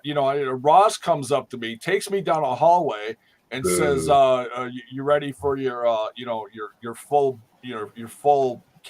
what's it called? Full cavity body cavity search." Yeah, body cavity. Yeah. So between Bison and Ross, you had a rough weekend, is what you're saying. Yeah, rough weekend. It was. That's why I was like 10 minutes late getting to my seat. It was like, oh, thanks, Ross. Ross was like, oh, here come those TNI assholes. Get over here. I didn't think this is what you meant by the VIP bundle package, but go ahead. All right. That was a bundle package, all right. Yeah. Ross says hi. Obviously Bill got a better package than I did. Right, yes, I said package. During Kenny King shitting on Chicago, Sami Callihan and Steve Macklin come brawling through the audience, like just beating the shit out of each other, and then they like exit. And you know what? Back to Kenny King though, Trent. I love when a heel digs at the sports team. That never gets old. That's forever. Old. I love cheap shots out of town, especially when they're true. Especially when they're true. And then while he's looking at that going on, Heath comes in and he takes out Kenny King. My question is, what's everybody's take on Heath? You guys think Heath is over? Is Heath like he's over? Yeah. I mean, do I like him? Not personally. No, I've been through I think he suffered by no fault of his own an early injury, and I never got connected with him, and I didn't know him from before. So to me, he's just like extraneous stuff, but he seems to be real over with the crowd. Is that right? I mean, you guys were there. Does it sound like he's over? He's over, but is he over because he's over, or is he over because they hate Kenny King? Nah, he's over because he's over. Is he? He's over because he's over. Yeah, it's been that way since he showed up, to be honest. I don't like Heath. I've said it since the beginning. I don't like Heath because you know what? Back in the day, they used to say, "Oh, that guy's got TNA stink on him." Well, to me, he's got WWE stink on him. I don't like him. I don't like him. Hey, listen, the guy just. Oh, baby! That's it, man. That's it. It's been an uphill battle for him in terms of just getting time. Plus, he got hurt, and when he came back, this company was totally fucking different. Like, you know, it was a different landscape. So I just think they need to do something with him. Yeah. It's like a lot of this running, it goes on for a long time, and so I'm just ready for them to give us a little more from him. Like an actual story you can sink your teeth into, you know? Yeah, yeah. All right. You just want to be Stang. Yeah, I think he just, I don't know, like it's ever since he came back from injury, I feel like they've been trying to find a place for him. And they can't. Everybody loves Stang. But we'll see, man. We'll see if this goes anywhere with Heath. We'll see how it works out. But with Sami and Macklin, they trail off again, outside of the whole thing. So that was another fun one, another fun brawl around. And then was there something? Did they show? They didn't the backstage segments on the screen too. I'm trying to remember because I was talking and hanging out. Were they showing the skits on the screen? So yeah, most of them, yeah. Which, by the way, they did a great job with the promo packages throughout the show. Everything was very sharp. All the editing, everything looked really good. I was very impressed by that. And which, by the way, I got to make the point. This is not a normal pay-per-view here. This is considered an Impact Plus special exclusive.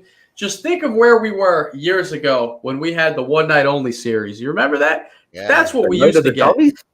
So when you compare the regimes, just remember, we used to get these one night only shows that meant nothing. They had nothing to do with the weekly television show. It was as if they never happened. And now we're getting great shows like this. In fact, I think there's a chance that Emergence might end up being better than Bound for Glory. Some other shows we saw this year. This was not a throwaway show. This was a great show. Dude, against all odds was better than Rebellion. Exactly. I mean, exactly. And we used to get one night only. Remember that. Yeah. That's once you go live, when you do a live show, that's a whole new dynamic. And that they're doing these live, it's just adding to it. And they're putting a lot of effort into these cards on these quick turnarounds too. A lot of. And I agree, Critical Stink did have hidden gems, but they meant nothing. They had no bearing on any kind of storyline. There was definitely some good ones. You do them every month. There were some good ones in there. Of course, but they meant nothing. They meant nothing. Yeah. You got to have a story. You weren't allowed to wear a title. Like the world champion couldn't have a belt on the show. Yeah, we've come a long way. I mean, the quote today that was floating around I saw was that Impact Plus shows are reliable in the same way that Black and Gold NXT takeovers were, and that's a huge compliment. That's a good way to put it. Dude. It's the compliment that is though is huge. You're talking about a big, huge up north production with a shit ton of fucking money, and then you're talking about Impact Plus specials, and you're saying they're equal. Dude, that's high praise. High praise. Yeah. I believe and it's true. The talent and the hard work is there. Yeah. Absolutely Understand, Kyle, you understand that Impact connects to this wider world called wrestling, right? It's not in a vacuum. I do. No, I know you're right. I'm busting your balls. You know, that's just my thing. I actually like the new NXT, by the way, but it's awful. Well, another time. We'll do that another time. I actually like it done with Kyle on this, but we'll terrible. I liked Raw last week. I enjoyed it a lot. NXT, I almost vomited 3 times during the show, but we'll cover that another time. Here's a Patreon content if you want. Yes, I'll be vomiting on screen later. All right, go ahead. Keep it going, Jay. Mm-hmm. All right, absolute highlight of the weekend here for me. This is a Lucha Libre AAA attraction match. Bandido versus Rey Horus. And just this one, I didn't know. I mean, a lot of the crowd probably knows Bandido more. He is a former world champion of Ring of Honor. But I also know Rey Horus from his Lucha Libre. Lucha Underground and other shows I've seen him on. Both these guys are absolute stars, and they both. I honestly can't say that either one outshined the other than the 1, 2, 3. Both these guys absolutely knocked it out of the park, and I hope to God they stick around because, man, this is another one that they blew the roof off.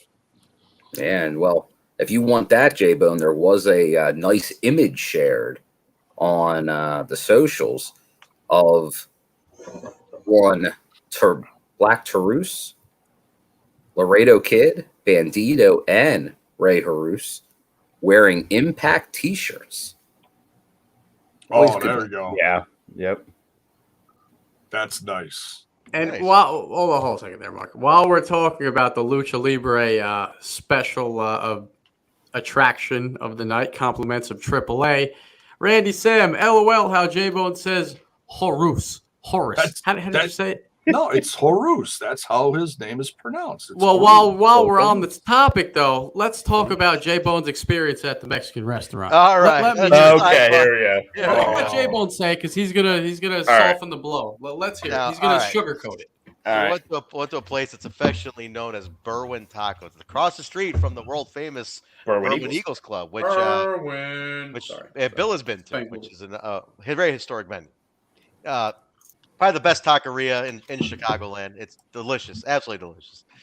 Now, Jaybone, being from a very let's say salt-free part of the world here in suburban Milwaukee, flavorless. If you guys get what I'm saying here, the poor waitress. Now Skull orders, and then I order, and we were fine. She asks us, the specifics. Do you want lettuce? Do you want this? Do you want that with your meal? Do you want? I have no clue what she's saying. Jaybone. I mean, look, Skull is as white, if not whiter than Jaybone. Okay, all right, and he's catching all. White. Skull is so white, like he's blank. There's the absence of color here. Okay, and he's understanding everything. He's giving her answers. Boom, I want this. Put lime on there. Cilantro. Yeah, Jaybone. First off, she comes to Jay, and he's doing one of these numbers where he got the menu, and she's waiting for him, and he's just like, and he's flipping the pages, and he goes, he's doing the thing where you look at the waitress. It's almost like when you're on Family Feud and you try to buy time by repeating the question 3 times. Okay, what's so Trent, you're saying there was dead air, just like on Twitch's podcast. A lot of dead air, man. It was dead air, and she's waiting for him. She's very nice. God damn, shots fired. And she's very patient with them, and she's waiting, and he's like, I'll have I'll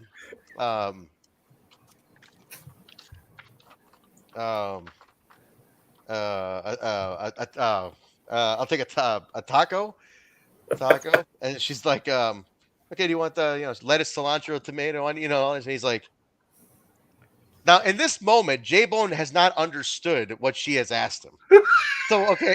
So he is doing that thing where he's kind of acting like he's trying to process it and think about, does he really want X, Y, and Z? But he didn't understand that she's asking for X, Y, and Z. I have no clue what X, Y, and Z were even saying. It's lettuce, cilantro, onion. That's what she's asking.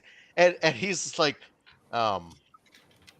do I want And he was doing the thing where he's looking at the menu instead of asking her. And I'm looking across the table at Trent. I'm like, come on, give me a hint here. Come on, give me a vowels. Give me something. Just say you want tacos, Jaybone. Make it easier for everybody. Skull is looking at him like I can't believe you're embarrassing me. I'm known here. This is my place, and you are embarrassing me right now. And I just look at Jay. I'm like, do you want lettuce, cilantro, and onion? And I go,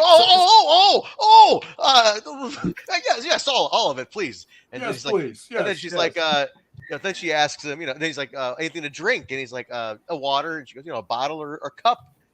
Now, again, Jaybone has not understood this question again. She asks him bottle or cup. And he's doing that thing where he's staring off. It's kind of like, kind of like when he's trying to figure out. Again, he's just looking at the menu as if the answer's on the fucking taco menu. I'm trying to order something ethnic. I'm like, oh, what's this one? You got anything ethnic at this Mexican We're at a Mexican restaurant, Jaybone. Everything there is Mexican on the menu. They don't have cheeseburgers or chicken wings. Oh no! First, before even the drink, she even asked what kind of meat he wanted on the tacos, right? And she's like, she asked, chicken, beef, steak, lomo, and he's like, like that, defeated. Yeah, I wish tacos. I wish you would have got the tongue. Yeah, the lengua. You should have ordered him the lengua, dude. And I'm watching this, waiting for him to answer for his own goddamn order. And she's very patient. She's patient, looking at him like, I thought you were ready. What am I saying that's so hard here? This is just a taco order. Like, she's looking at him like, come on, man. Like, come on. I'm not that bad here. And he's just like, huh. Yeah. Well, did you ask me something? And she's like, she repeats it again, and she says it with an accent, chicken steak. She said the ground beef or steak. Yes, ground beef or steak. Ground beef. Yeah. No, it wasn't that fucking quick, Jay. But don't tell me you answered that fast. It wasn't like she said ground beef. He goes beef. She goes ground or steak. And now this was it, man. This is where we ran into trouble. Now he doesn't know what the hell she said at all, because he's thinking I just ordered beef. Okay, I don't know why why is there a difference here? I don't even know what the difference is. What did she even say just now? I just asked for a beef taco because I'm used to going to Taco Bell where it's all ground beef. Okay, and like he doesn't know that there's an option for anything else. And again, he's stuck. He's stuck sitting there going, I should have just gone to Subway. I know what Subway's like. It's easy. It's clean. Melvin. I'm a Melvin. All right. Then I'm watching him sweat. And I'm looking at him like, I can't believe I'm sweating now. Skull's nudging me in the gut. Like come on, man. Like, you bring this fucking guy around here. We take him to we bring him here. This is embarrassing me. Yeah, Skull is nice enough to bring you to his spot. His spot. So and it's a good old case of who brought the asshole. Now, Jay. That's like me bringing KL to a cheesesteak place. Absolutely. And him botching. Trent gets heat for bringing Jaybone. Bill, don't say that. I love cheesesteaks. Don't say that. Don't say Justin Miller, $2 super chat to tell us this is a train wreck. I'm watching Jaybone. Are you new? not even a little bit. I'm watching Jaybone sweat, and I just look at him like, beef or ground or steak. I like that you didn't help. At ground or steak, Jay, and he goes, ground. It's his hand gesture to it. That goes on the ground. Oh, ground. Yeah. Oh, I'm sorry. Ground.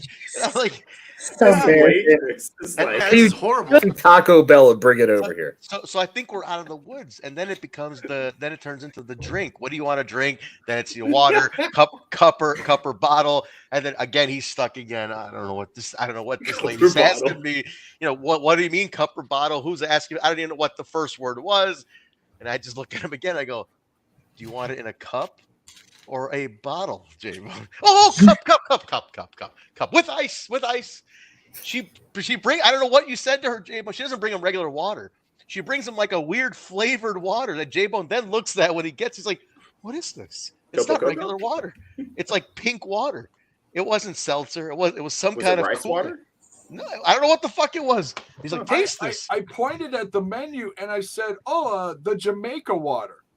Jamaican Jamaican them crazy, Jaybone. Yeah. I don't know what the hell it is. I'm just trying to pick something new and different. I'm like, hey, when in this restaurant, I don't know what the hell I got. Jaybone doesn't get at Applebee's with all the white people too often, Trent. So he probably said gracias after he was done ordering. You ordered hibiscus tea, by the way.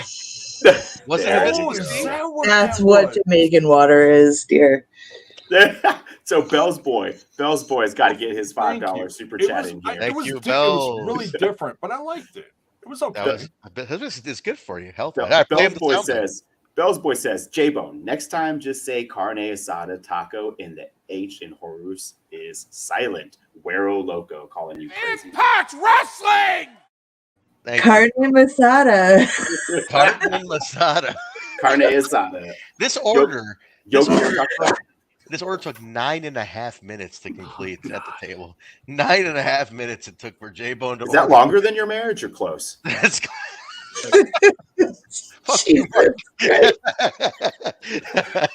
But we finally get it, and it's one of the best. It is the best. Like, it's the best taqueria around. Like, even Jaybone was like, I can't believe I insulted them that badly. This is delicious.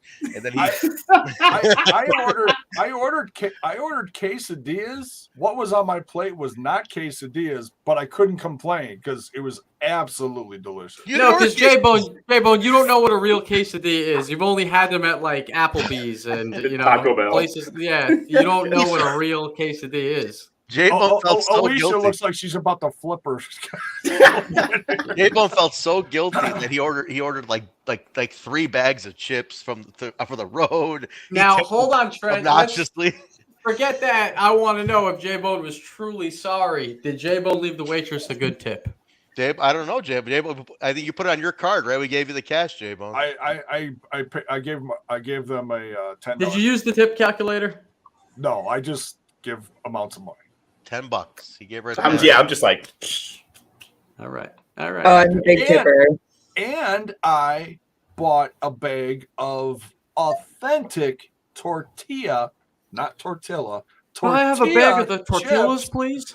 For the road. They were delicious. And then Kyle, the guy asked him, "You want some hot sauce to go?" He goes, "Oh no, God, no! Please. No way!" Bites in number 2. Pun intended. Holy shit. Jaybone, Anna says you'd have been better off at White Castle with her. Yeah. Oh God. Trent. After that story, I think all of us need a pond. I don't like White Castle because Trent's trying to figure out what I'm reading. Look at his face. Urine therapy? You're reading a book called Urine Therapy? It's a classic of the genre, son. It's an old book from the 70s, one of the original urine therapy Really? novels. If I'm eating a burger, I want a freaking burger. I don't want a burger that's like the size of my glasses. Yeah. Oh, so then here. We leave the place, right? And Skull over here is obsessed with this brand called Ghost Energy. Ghost, like they Dude, were every time I saw him on my road trip, I thought of Skull, and I was like, should I get one of those? But I didn't know what would happen. This motherfucker goes into the gas station, right? And first off, he passes Mr. Submarine, and he sends Scarlett a text message of a submarine sandwich. Okay, he's like, "Look at this, Mr. Submarine." He sends her a picture of it. And then he goes into this fucking gas station and proceeds to buy $78 worth of Ghost Energy cans. Jesus. Right. Might as well buy a bag of fucking cocaine at that point. I could have probably found you a stepped-on 8-ball for that. The guy looked at him like I could probably at the gas station. A 2 a.m. gas station guy is looking at him like, if you want cocaine, I can give it to you.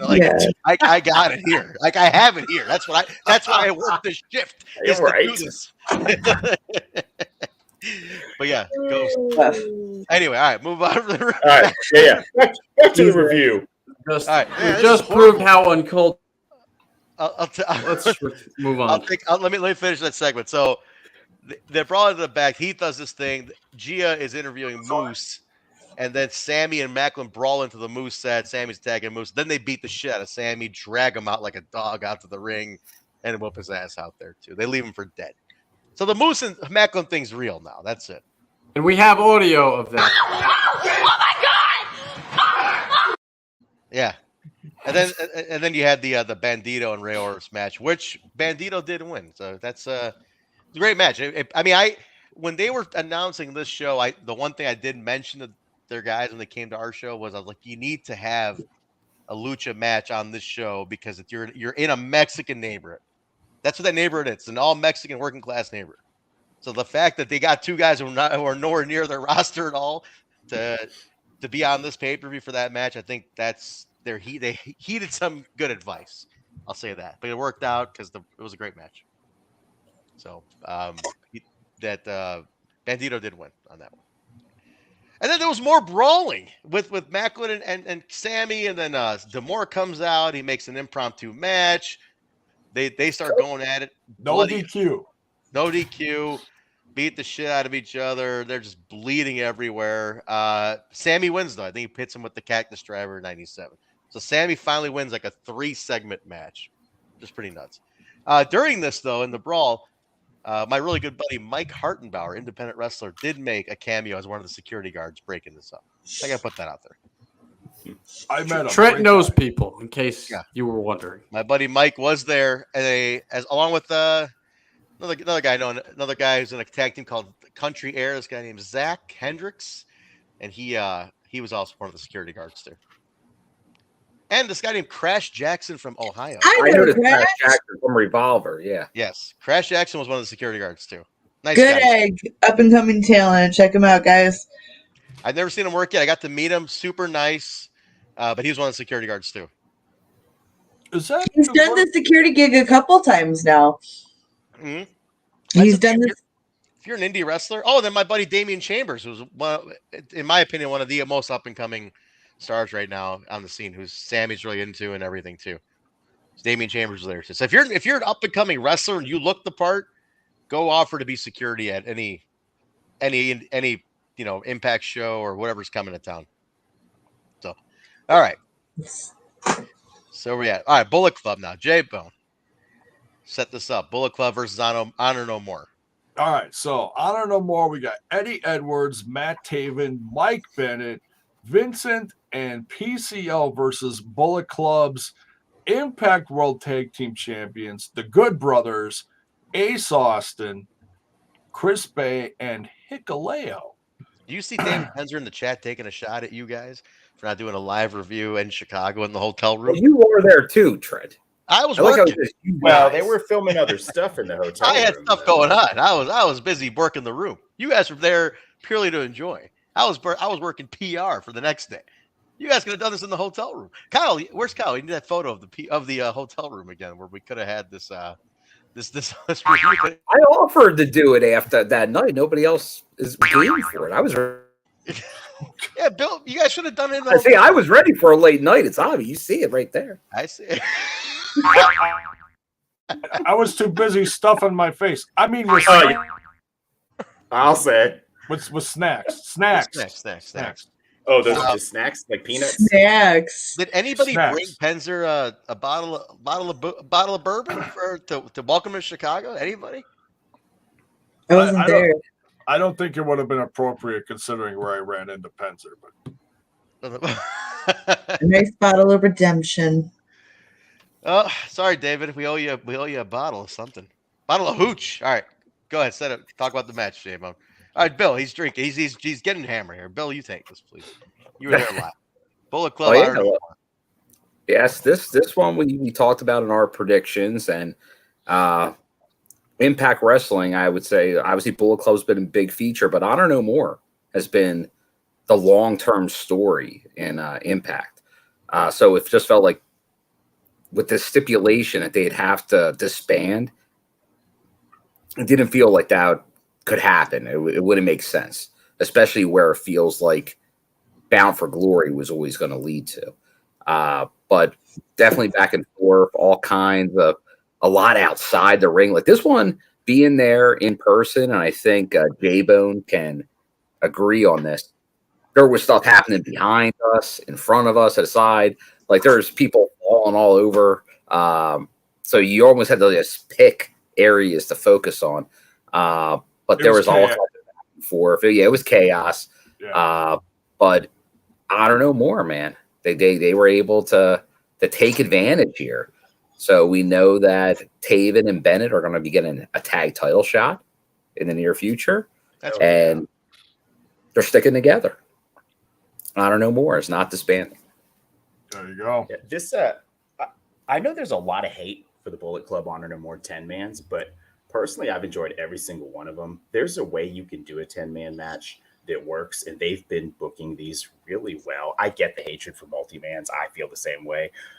And I went into these all skeptical, but they've really been doing a good job. Matt Taven takes every big bump asked of him in these matches. Like, dude, yeah. There's constant flow. A lot of these pairs and trios work so well together that there's tons of tandem offense. It never feels overly sloppy. They've done a great job booking all of these matches. I'm glad Honor No More went over. If they wanted to do this again, I'd be one of the few, I guess, but I wouldn't complain. This match was really fun. Really enjoyed it. Dude, I got a new respect for Matt Taven. Dude, he's so fucking good. That he's Matt Taven. He's fucking awesome. I gotta say, people shat on him a lot about the Ring of Honor title run. Us? No, in general. Well, yeah, Yeah, a lot of people, everybody yeah. gave him a real hard time. That guy, number one, he comes in looking like a star, dude, big time. Like he comes in suit, like the Don Johnson Miami Vice suit deal with the nice open shirt and the no tie. This guy looked like a fucking star. Just said hello to everybody. I mean, he literally head turning in the arena. I got to give it to him. I never thought of him that way. Way taller than I thought too until I saw him. Yeah, big guy. Way bigger guy than I expected. But that dude works his ass off, man. Really busted his ass. This was great. This 10-man really pulled all the stops out. They got a little lost in the middle, though. If you guys caught that, there was a little point in the middle where they just lost it. I think it happens. Totally with 10 people, it totally happens. Yeah. But there was one moment where they were just like, "Oh shit, who was gonna do what?" And then there's that look around, like, "Okay, let's just punch each other." And, and it's just like, I gotta say, I ran into the victors of this match the following night at a meet and greet, and Tabin and Mike Bennett and Maria Kanellis, absolutely lovely. Got autographs from them, and do you have those autographs at nearby there, Jaybone? I might in a certain bag here. Dude, Maria is like gorgeous, she's like absolutely gorgeous, like in person too. She's another one. Like she walks in the building, it's like a star. Dude, when I saw Impact in Bethlehem in 2016, I think it was, I saw Mike Bennett and Maria in the elevator. We shared the elevator before he debuted. I didn't know he was going to be there, and I saw them. We shared the elevator. Yeah, dude. He's a nice guy, too, man. They're good people. So I got Tabin to make it out to Jaybone. Were they like, "Oh my God, Jaybone, we're huge fans. We know you from TNI. Love you, Jaybone." Yeah. So I did put over the podcast because I was wearing the podcast T-shirt. Jaybone goes to meet wrestlers and wears his own T-shirt. What? Hell yeah! Hey, hell yeah, he does. Hell yeah! I'm not gonna give him shit for that one. That's class. Toot your own fucking horn. So there you go, Maria Kanellis there, absolute. She is great. She is one woman that has matured like a fine wine in the wrestling industry. Jaybone, it looks like you got Elmer's glue on that autograph. What? I don't know what you're talking about. All right, on with the chlorophyll. The chlorophyll. Can I these are not autographs, but I just want to quick show off a couple other pictures here that I did. I want to know if Bill got the same ones or if he got different ones. I'm very curious. But here is a Rich Swann. This is a great picture. Swann was at the all night, first night. We got the lady that just she unfortunately left Impact Wrestling, but she gave us some great memories. Madison Rain. Don't know who that is. And this one is a rare one. So I'm super stoked that I got this. It was short but sweet. We got the Briscoes as tag champs. That's cool. Rare picture. It's gonna be a very rare photo. It is. Hey, but I didn't even look yet. So. Come on, Bill. We doing this it's like you buy a package of Oreos and I'm not going to open them yet. You'll see with me. Bot time. Do we have mods in YouTube already? Jay White. Jay White. Jay White. Jaybone. We need to mod more people. Madison. Jaybone's the real Jay White. Okay. Oh, I got Jay White too. My bad. I got Jay White. I gotta say, Jaybone, when he saw the Jay White in his folder, I see the reaction was grand. Jay White! Oh my God, Jay White! He lost his mind. It was kind of nuts. But yeah. All right, let's move on to the women's match because I know you guys. Okay, so when this match is going on, I saw Mark and Alicia losing their shit in our chat. Jordan and Nia Yim for the knockout spot. This was match of the night for me, to be honest. Oh, it's hard to argue against it. Many people say that. Yes. Let's hear. Let's hear. It's funny because Now, Jay and Bill, did you notice the crowd was a little quieter for this match, though? No, what? Yeah, Where I didn't think were so. you? At least I live, thought they it seemed- sounded into it. I don't know. They were chanting their names, everything. Like Maybe the first half they seemed like they started off slow. it's maybe. Yeah. This is what I noticed, and I was a little surprised by this. You know, I don't know if something happened that I missed on TV. I know there's been some shade back and forth between Mia Yim and Jordan Grace, but I didn't feel like there was enough to throw one to a necessary heel side or enough to be booed. When we were there live, yes, we got that poster too. It was absolutely amazing. Jordan Grace was getting booed the whole match, and I'm like, what the hell is going on? She was. I was shocked. I was like, wait a minute, what happened? Mia was way over the start. Way over. Hmm. But Well, they, by as the deserved. end of, Go, Alicia. What are you saying? I was just saying it's deserved that she is over. You know what I mean? I believed a lot of people thought she was going to actually win this one. Yeah, I think a lot of people did on that. I don't know. I think you're right, though. There wasn't enough heat on it.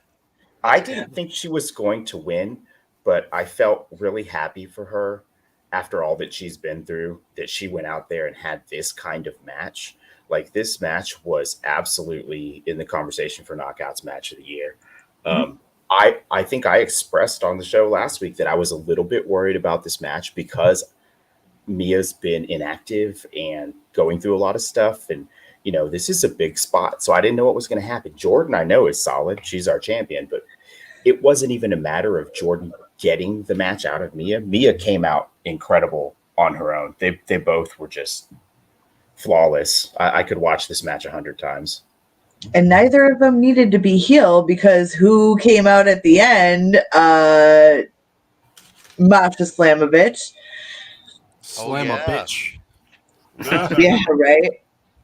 I thought she was gonna light tube everybody, but yeah, she came out and let Jordan know, like, "Hey, I got your number, boo," and now I get my dream match, and so yay, all is right in the world. Maybe we'll get a triple threat between the two, or Ooh, I would like that. I would like that to extend it. So I gotta say, I gotta also mention real quick sidebar.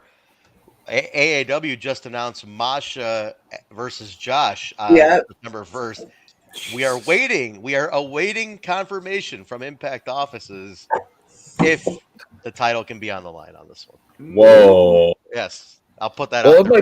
That would be crazy. Champion versus champion. You never know by then. We never know. But I'm putting this out there that we're in talks and we're waiting on confirmation if Josh can put the title on the line. Damn, that would be sweet. Yeah, so we'll see. But go ahead. All right. But no, good stuff. I mean, it was Masha, and they're pushing her hard. Funny thing was, she that was all she did on that show. I mean, she came out, made her presence, and that's all she had to do. All she needed, exactly. Yeah. All she has to do. That woman could look at someone and they'll just drop DAD. Great interview with Masha on the channel too. DAD, Dad. Drop Dad. Well, I'm trying to censor because you got to be careful about words you say on the YouTube. Oh, okay. Yeah, true. But no, she does a great interview. Jaybone interviewed Masha a couple months ago, right, Jay? Yes, yeah, and it was great. It wasn't like, you know, like you interview Rosemary and she's always gonna be Rosemary. I've never seen Rosemary not be Rosemary. You know, I'm sure somewhere out there there's a Courtney Rush interview. Yeah, but I've never seen one. She has a Twitch channel, dude. She has a Courtney Rush Twitch channel. She tweets as Courtney. It's real as Jaybone, all right? Don't ruin it for him. Sorry. He's a tender little guy. Meat suit. Damn it. Anyways, but when I interviewed Masha Slamovich, she was just nice, you know? Nice. Way to ruin her character, James. Way to kill kayfabe and ruin everything Masha's working for. Appreciate it. She's a sweetheart. Well, I want people to watch the interview. Yeah, it's a great interview. It is. It's short but sweet. Yeah. Yeah, no, it's good. Jiminy Christmas. She's so tough. She interviewed Jaybone instead of the other way around. She Yeah, asked you questions. I peed at least 3 She times. interviewed the big podcasting star, Jaybone. And she's like, I understand that you're a big podcast star in America. Masha interview you. And like, that's how it went. And Jaybone's like, oh, hey, I love Mexican food. And,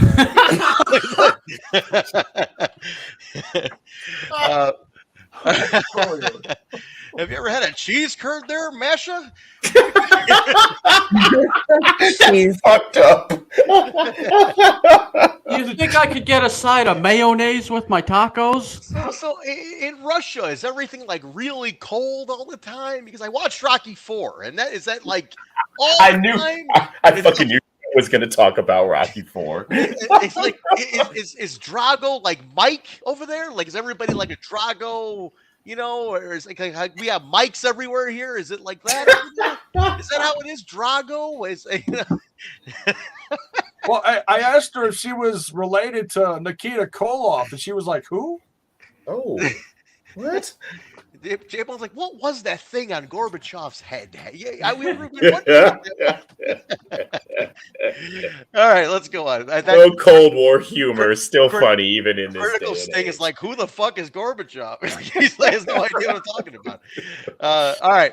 Leslie Nielsen sat for like 5 minutes trying to rub that shit off of Gorbachev's head. Wouldn't come off. They don't know who Leslie Nielsen is. They don't know they're not gonna know fucking I'm Gorbachev dating is. myself there. All right, main event, right? We made it. Yeah, we made it. We made it. This was nuts because I think the biggest sell of this pay-per-view was this match. Honestly, like no matter what, they properly sold Shelley never getting a title match before. Yeah. I think that was a huge hook. Now, I gotta say, I think they could have saved this for a bigger show because of how well the sell went over. I think that the story of like him being there for 20 years and like I've never had a shot at the belt. I mean, not that Emergence, the Impact Plus special isn't a big deal, but it could be a BFG main event too. Yeah. That's what I'm saying. You know, this could have been. And it may still be. Maybe it will be. You never know, but this could have honestly this build up could have gone a little bit longer into Bound for Glory just because that story is really thick, and I like that. So I don't know. Anybody want to take this one just to talk about? But this was Josh retains, but it's a hell of a match. Got fucking robbed. I got robbed. Yeah, you did. I got worked. I thought Alex Shelley was going to get that veteran run. I thought he was going to win. Now he very well might. There might be a rematch, possibly, hopefully. But I was sold, man. By the end of that Impact episode, I was convinced Alex Shelley was going to win the belt, and he didn't. And you know, after this match, I don't like Josh Alexander anymore. I flipped on him. Done with that guy. Done with that guy. We were all rooting for Shelley. None of us hate Josh, but I think all of us were. No, I've had enough of him and his stupid protective headgear, all right? Screw that guy. Kyle. Oh, speaking of the headgear. Okay, so we've seen. You need headgear, Jaybone.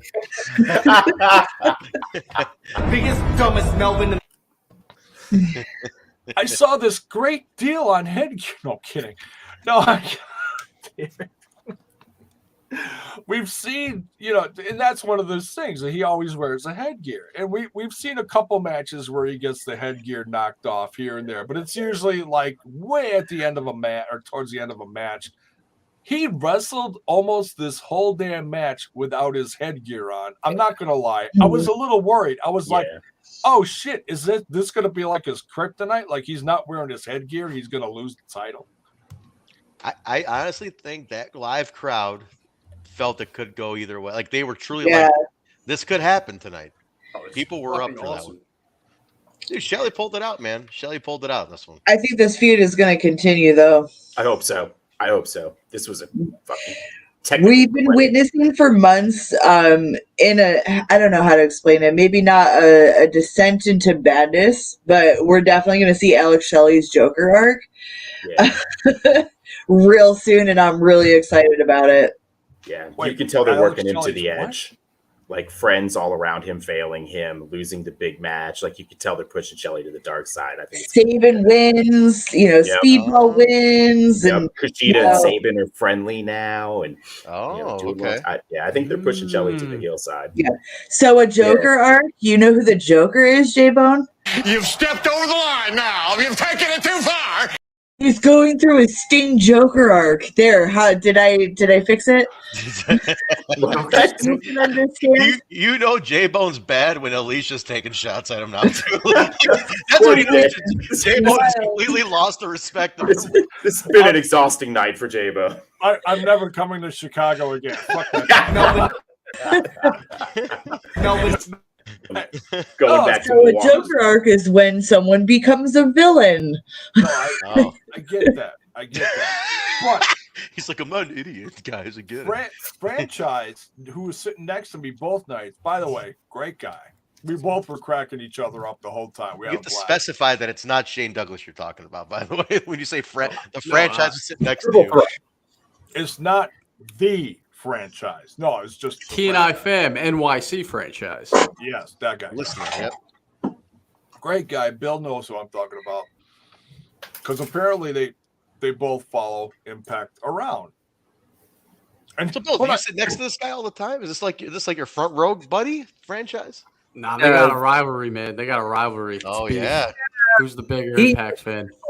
Same side. I'm usually either on the aisle or somewhere more center. So sometimes it's funny because they're always opposite. He's on this side, he's on this side. Bill's white, he's black. Like he's got gold, Bill likes silver. He likes Nike, Bill likes Adidas. Like they are completely. He's like Bill's got the Moose vest, he's got the Eddie Edwards vest. Like they are completely just rivaling across the aisle all the time. It's great. Is this going to be like the Frank Sinatra, Stevie Wonder song? Never mind. Could be once they reunite, once they actually become friends. But Bill or Jay, did you notice when I went out there to big time you guys with my super awesome VIP pass? That was great. I noticed that Bill and this franchise were not talking at all.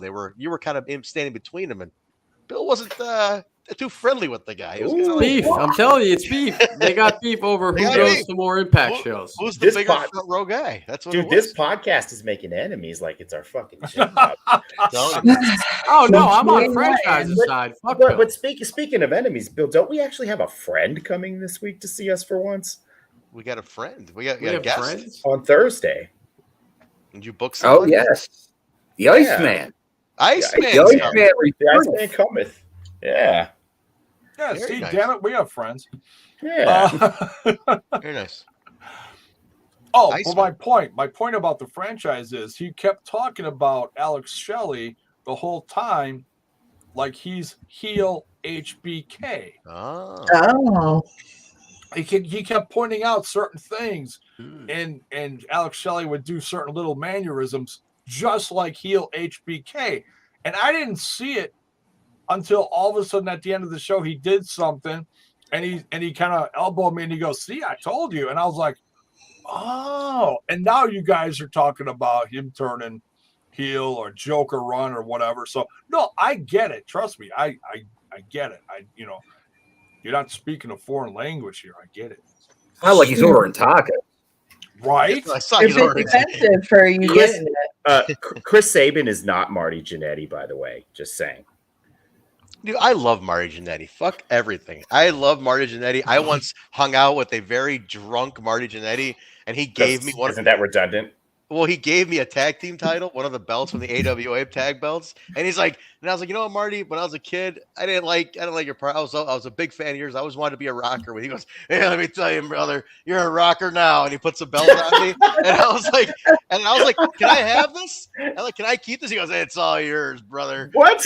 And then I start walking. I'm like, "Thanks, Marty." And then his handler's like, "What are you talking about? Get over here! Give that belt back." He's like, "You can't have that belt." And I was like, "You just gave it to me." Should have ran. You should have booked it. I should have hit him with the belt and walked.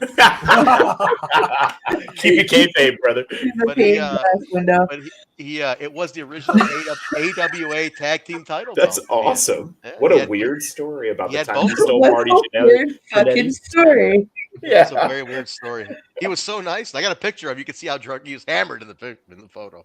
I'll have to tell you guys my Glenn Danzig story sometime. I got a weird Glenn Danzig. That'd be a good story. one too. That could I feel like everyone's got a weird Glenn Danzig. I think that's probably He's true. a weird fucking dude. Love his music. He's the only good. He's so fucking little too. When I met him, I was like, I mean, he's swole as fuck, but I was like, dang, he's little guy. He True story. One of my backyard wrestling names was Danzig because my friends didn't know who he was, and I pretended like I thought up this cool name. But I was actually a fan of the Misfits. I wore a Misfits shirt. That's a true story. What about Zandig, who just rearranged some letters in Danzig? John Zandig guy? He had the same idea. The killer, was it CZW guy, right? Yeah, CZW. You, Callahan. Nice. You guys ever hear the story about when Zandig recruited two 19-year-old Briscoe brothers, 16 and 19-year-old Briscoes to go on a Japan tour with him, and they were kids. He recruited them, and he just the Briscoe, Papa Briscoe's takes him to he's like, no, this guy John Zandig's gonna take us to Japan, Dad. And he's like, what are you talking about, man? Who the fuck is this guy? And he's like, we're at the airport in Connecticut or whatever the fuck the airport is, and he's like, we're sitting. I mean, they're kids, and Zandig walks up to him, and it's their dad's there. And he looks at them both. And he goes, "Are you ready?" And he's just like, his dad's like, "Who the fuck are you? Why are you taking my sons to Japan? You look like a creep." And they ended up going on a trip. They ended up going on the trip anyway. Everything was fine. They turned into the Briscoe brothers after that. That's funny. But he took two young Briscoes to Japan with him. Ran into David Von Erich on the way over. No, that was years later. No. Years later. Oh. Let's get out of here. That was it, though. That's the show, guys. Great show. Very good show. Chicago was very good to Impact Wrestling. I think it's a sign. I mean, and good to us. And good to us. They honestly, the amount of people that came up to us to talk about the show, the audio, the video. I mean, just that's awesome. It's crazy. It was bananas how many people came up to us randomly to me too, and it was just nuts. And they asked about the three of you guys who are still at home and stuff. And they said hello to everybody. That's awesome. It was fun, man. It was a fun time. Very, very cool to be there. Even Moose, I talked to Moose. He's like, "Why aren't you doing the show anymore?" And I was like, "Well, I got to work with AAW, and I'm busy, and I got to keep kind of separate my two worlds and shit like that." And he goes, "I don't think it's a problem." He's like, I love watching what you guys have to say. Obviously, it's an educated opinion. Moose did admit to me. He goes, "I only tune in on the pay-per-view reviews, and I watch my segment, what you guys say about me, and then I tune the fuck out." Yeah, keeps it real. I appreciate that. He's not bullshitting. He's not bullshitting. As he should. Yeah. Hey, at least he watches us for his segment. He watches unheard of. Did any other talent give us a shout? Not anymore.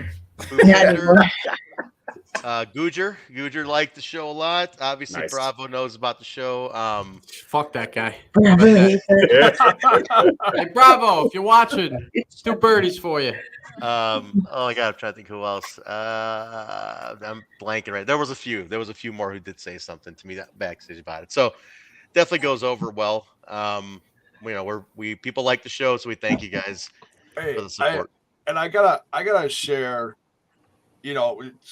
Going through the whole weekend with everything, and we were Bill and I were in the Titanium group, and we get to the end of night one, and there's a photo op, and I'm like, oh, this is a nice photo op. What's a photo op? Oh, well, we get a chance to get a shot with the titles.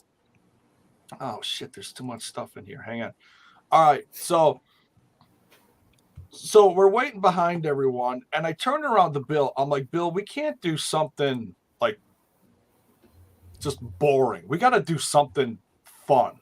That's cool, yeah. And Daniel Spencer is the guy who's taking the pictures. He's handing the title off. Here's pose, click. Okay, next.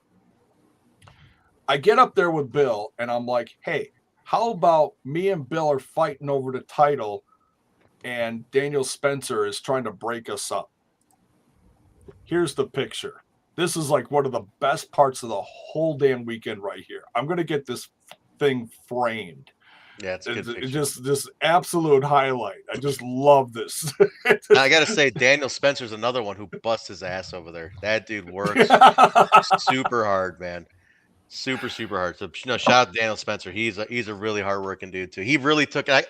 If I could sidebar about the AAW stuff the next day, Daniel Spencer was gold to us. He made sure we had everything we needed. And just so you guys know, the AAW title was defended on Impact in an Impact ring, Fitchett and Manders. And I owe Daniel Spencer a personal thanks because you do like the belt shot to the hard cam, extra long belt shot. Nice. He saw us all standing there, and he's given an extra long belt shot, and it was awesome to see. He was your ref for the match too. He was, yeah. He was the ref for the match. He even tried seeing if he could get our guy to ref it, which I thought was really nice of him too. So yeah, Daniel Spencer is all class, man. He is a really, really good dude. I really great guy. That's why he's the official TNI ref. We love Daniel. He's the man. Spencer. So and the match was great. You guys are gonna see it. I don't know what the release date on that is. If it's gonna be spliced into the show, if it's digital, if it's BTI, we don't know. Either way, it went over well. AAW chants at the crowd. They were chanting, "Let's go Fitchett, let's go Manders." A lot of the family was there. We filmed a ton of content for a documentary piece we're putting together. So, and Spencer made sure. Yeah, Spencer made sure we had all the access we needed to everything. He cleared our camera guy. It was cool. So. Thank you, Daniel, for that. Awesome. Well, we're not done yet, folks. No. Before we give the plugs, I got to get something off my chest here, Trent. You know, when we started this podcast a long time ago, we did Dummy of the Week. Yes. And we did Scumbag of the Week. And now, Trent, we evolve. We progress. And as time goes on, things change. I'm here. I'm back. I got to call some people out. That's what I do. So now, Trent, look at that ticker. That's right, folks. That's where we are. That's what we're doing. Melvin of the Week. Because let's face it, Trent, we are in a world filled with Melvins. Nothing but Melvins. Nothing but Melvins. There's a lot of Melvins here on the show and in the chat room right now, to be exact. All right. I went through the Emergence show, and, I had a Melvin picked. But then we did the show here, Trent, and I can't help but change who my Melvin was going to be. Because obviously, there's only one Melvin, and he's right above me right now. Jaybone is a complete Melvin. A big dumb Melvin. Dumbest Melvin. And that today. Jaybone is such a white, uncultured, just Caucasian moron. You bring this guy out to a Mexican restaurant, and he embarrasses everybody at the table. Melvin. Everybody. He makes the waitress want to quit. Melvins. Makes everybody look bad. Trent, tell me not. You were mortified during that 10 minutes. That was one of the longest 10 minutes you've ever had at a restaurant. I remember just staring at him, going, "I'm waiting for you to answer her whether you want lettuce or send cilantro and onions," and I can't believe that I'm gonna have to translate something like lettuce, cilantro, and onions to you right now. And I'm waiting for him to click, but again, the nervousness on Jaybone's face, I just had to bail him out. I'm not a Mexican. I was so nervous I forgot to order. I was so nervous I forgot to order the guacamole. Oh, yeah. Melvins.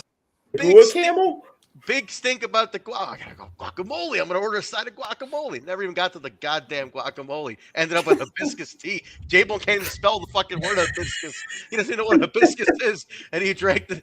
And then he justified. It's pretty good. It's pretty good. Inside, he's like, "Oh, this tastes like shit." But he can't tell her that he hates the order because he's already pissed her off enough right at this point. So he cannot send the hibiscus back and ask for just a regular water. Even though he wanted a regular water. I finally, got up enough nerve to, hey, can I have just a regular water? And she's like, oh, yeah. Jaybone, you are a complete Melvin for embarrassing Trent and his crew out there at the Mexican restaurant. Trent, what was the name of the restaurant? It's affectionately known as Berwyn Tacos. That's what we Berwyn Tacos. So Jaybone, if you ever go back to Berwyn Tacos, in that time period from right now until then in the future, I want you to culture yourself a little more, Jaybone. I want you to, Get out there a little more. Telemundo. Read some menus. Telemundo. Yeah, watch a little Telemundo. Maybe pick up the Rosetta Stone. Just get out there a little more because Go to a there's West more to African life. There's market. more to life than cheeseburgers and Motley Crue, Jaybone. I want you to know that. Me gusta. Migusu? Taqueria. That's a restaurant. I like the restaurant. Yes. Me gusta taqueria. Jaybone, you can get this by next Emergence in Chicago next year. I want you to order entirely. Melbone. Jaybone. Just tell these motherfuckers Cayete. Just say Cayete, Jaybone. Could you imagine Jaybone on a dance floor? Jaybone, you are an uncultured swine. You need to get out of your house more. You are Melvin of the Week. Melbone. All right. Melvin of the Week. All right. I'll wear it with a badge of honor. Thank you, son. Let's get out of here, everybody. That was good stuff. Plug it up. Let's get all your plugs in here. Let's start with Alicia. Where can they find you, Alicia? You can find me under the handle Alicia BKK on Instagram and Twitter, and maybe some other places. Nice. All right, Bill. Where can they get you? Mainly on the Twitter at my name William M. Gardner. Same on the Instagram if I post something there. You're never gonna post anything. Stop plugging the Instagram. It's never gonna happen. It'll never happen. And then you can check Bill's OnlyFans. Maybe. Sponsored by Brazzers. I like that they're waiting in line for Jaybone. They're just lining up. Front row. Okay. It was like everybody wearing red, line up here. Everybody wearing blue, line up here. Jaybone, you sit in the middle. We're going skiing. Well, everybody Jesus Christ. Bill's in Texas. Terrible. 2 weeks. And I believe Ash will be also in Texas. I'm not sure if anybody else will be making the trip First out. time the crew's going to meet Ash is going to be in Texas. Anybody from the crew will meet Ash. So Bill in Texas, 2 weeks. Is that 2 weeks? Yeah, end of the month. It's here before you know it. They're so quick, the turnarounds. Yeah, they do 2 tours a month now, so it's some heavy touring schedule going on here with Impact. So 2 weeks till Texas, and Bill will be there. Ash will be there as well. So, Jaybone, where can they get you? Oh, I gotta tell my quick little story about just getting out of the truck and getting lost in the neighborhood. Oh yeah. This burrito place. So You're just further cementing yourself as Melvin of the Week for the exact reason I nominated you for that. He wants to be this Thursday too, Kyle. Just dig your hole deeper. The place was 6 minutes. The place was 6 minutes away. It took Jaybone 16 to get there. That's not a lie. It's not a lie. It took him 16. Google took me like 3 miles out of the way. Google was high. Yeah, as Google. Shit. Google was high as shit. Blame Google. No, it was. Anyway. Okay. Jaybone had MapQuest. I'm wearing the. Pull out my instructions. Hold on, they're all folded up. Yeah, my freaking map. Where the hell am I going here? What is? Oh shit! I'm wearing a red bandana, and I'm driving through this neighborhood. Bloods and Crips in that neighborhood. Jaybone, you wearing a red bandana? And I'm about to get out, and all of a sudden I was like, "Oh shit! This might be a bad idea to wear a red bandana in this neighborhood." So I quick put on the Impact black hat. I'm like, "Black hat, can't have it. Can't have it." I can't. That shouldn't be a problem. That wasn't a problem, was it? All right. It didn't enter your mind before you left the hotel room to head over. Can you imagine Jaybone? Some guy comes to him, break yourself, and he's like, "No, everything's working fine. My phone's not charged. No, nothing's broken here. The car's running fine. I'm just a little lost." Like they feel so Jaybone asking for directions would be like in a National Lampoon. Remember when Chevy Chase stops for directions? To take his hubcaps.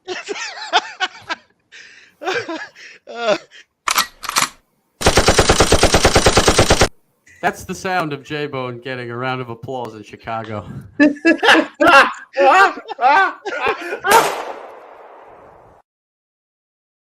Oh my god. Oh, the dig on Chicago. I'm dying over here. I can't do it. All right. God Let's get bless. out of here, folks. All right, Jaybone, quickly. We're Smash this podcast. Plug it quick. I'm dying over here. Smash this podcast. Go check it out. All right. One of us. All right. Guys, we talk Impact on Twitter. Mark's on there. We're all running it, but Mark's primarily in their Discord. Twitter, his link is in the description below. All audio platforms: Apple Podcasts, Stitcher, SoundCloud, Google Play, iHeartRadio, Twitter Radio, Spotify, Pandora, Amazon. Rate, review, and subscribe. Thank you again to the audio listeners I met this weekend. You guys are awesome. Thank you for listening on audio. Twitch, YouTube, just type in Total Nonstop Impact. It comes right up on everything. Pro Wrestling Tees and Spreadshirt. All the links are in the descriptions below. Buy some merchandise. And big thanks to all the super stickers today. We did wonderfully today, so very humbled by you. Big stuff today. We're really appreciative, guys. Thank you. Absolutely. Very generous of everybody to put that all out there. So thank you all so much. Great meeting everybody. We appreciate it, guys. We're out of here. What's next? What's next on the calendar, Jaybone?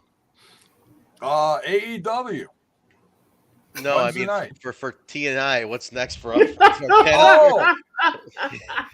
God.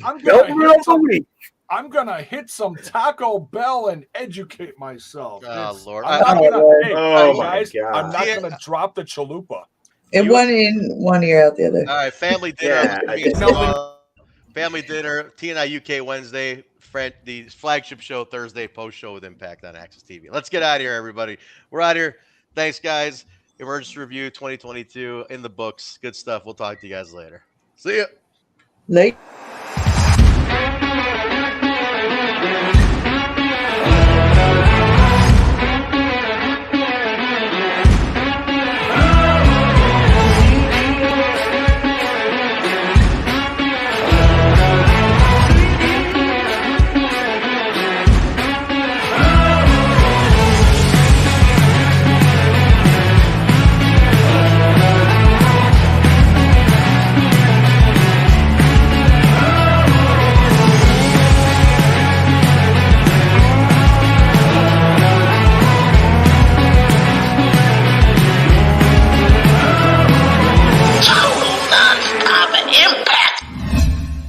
Man, this is horrible.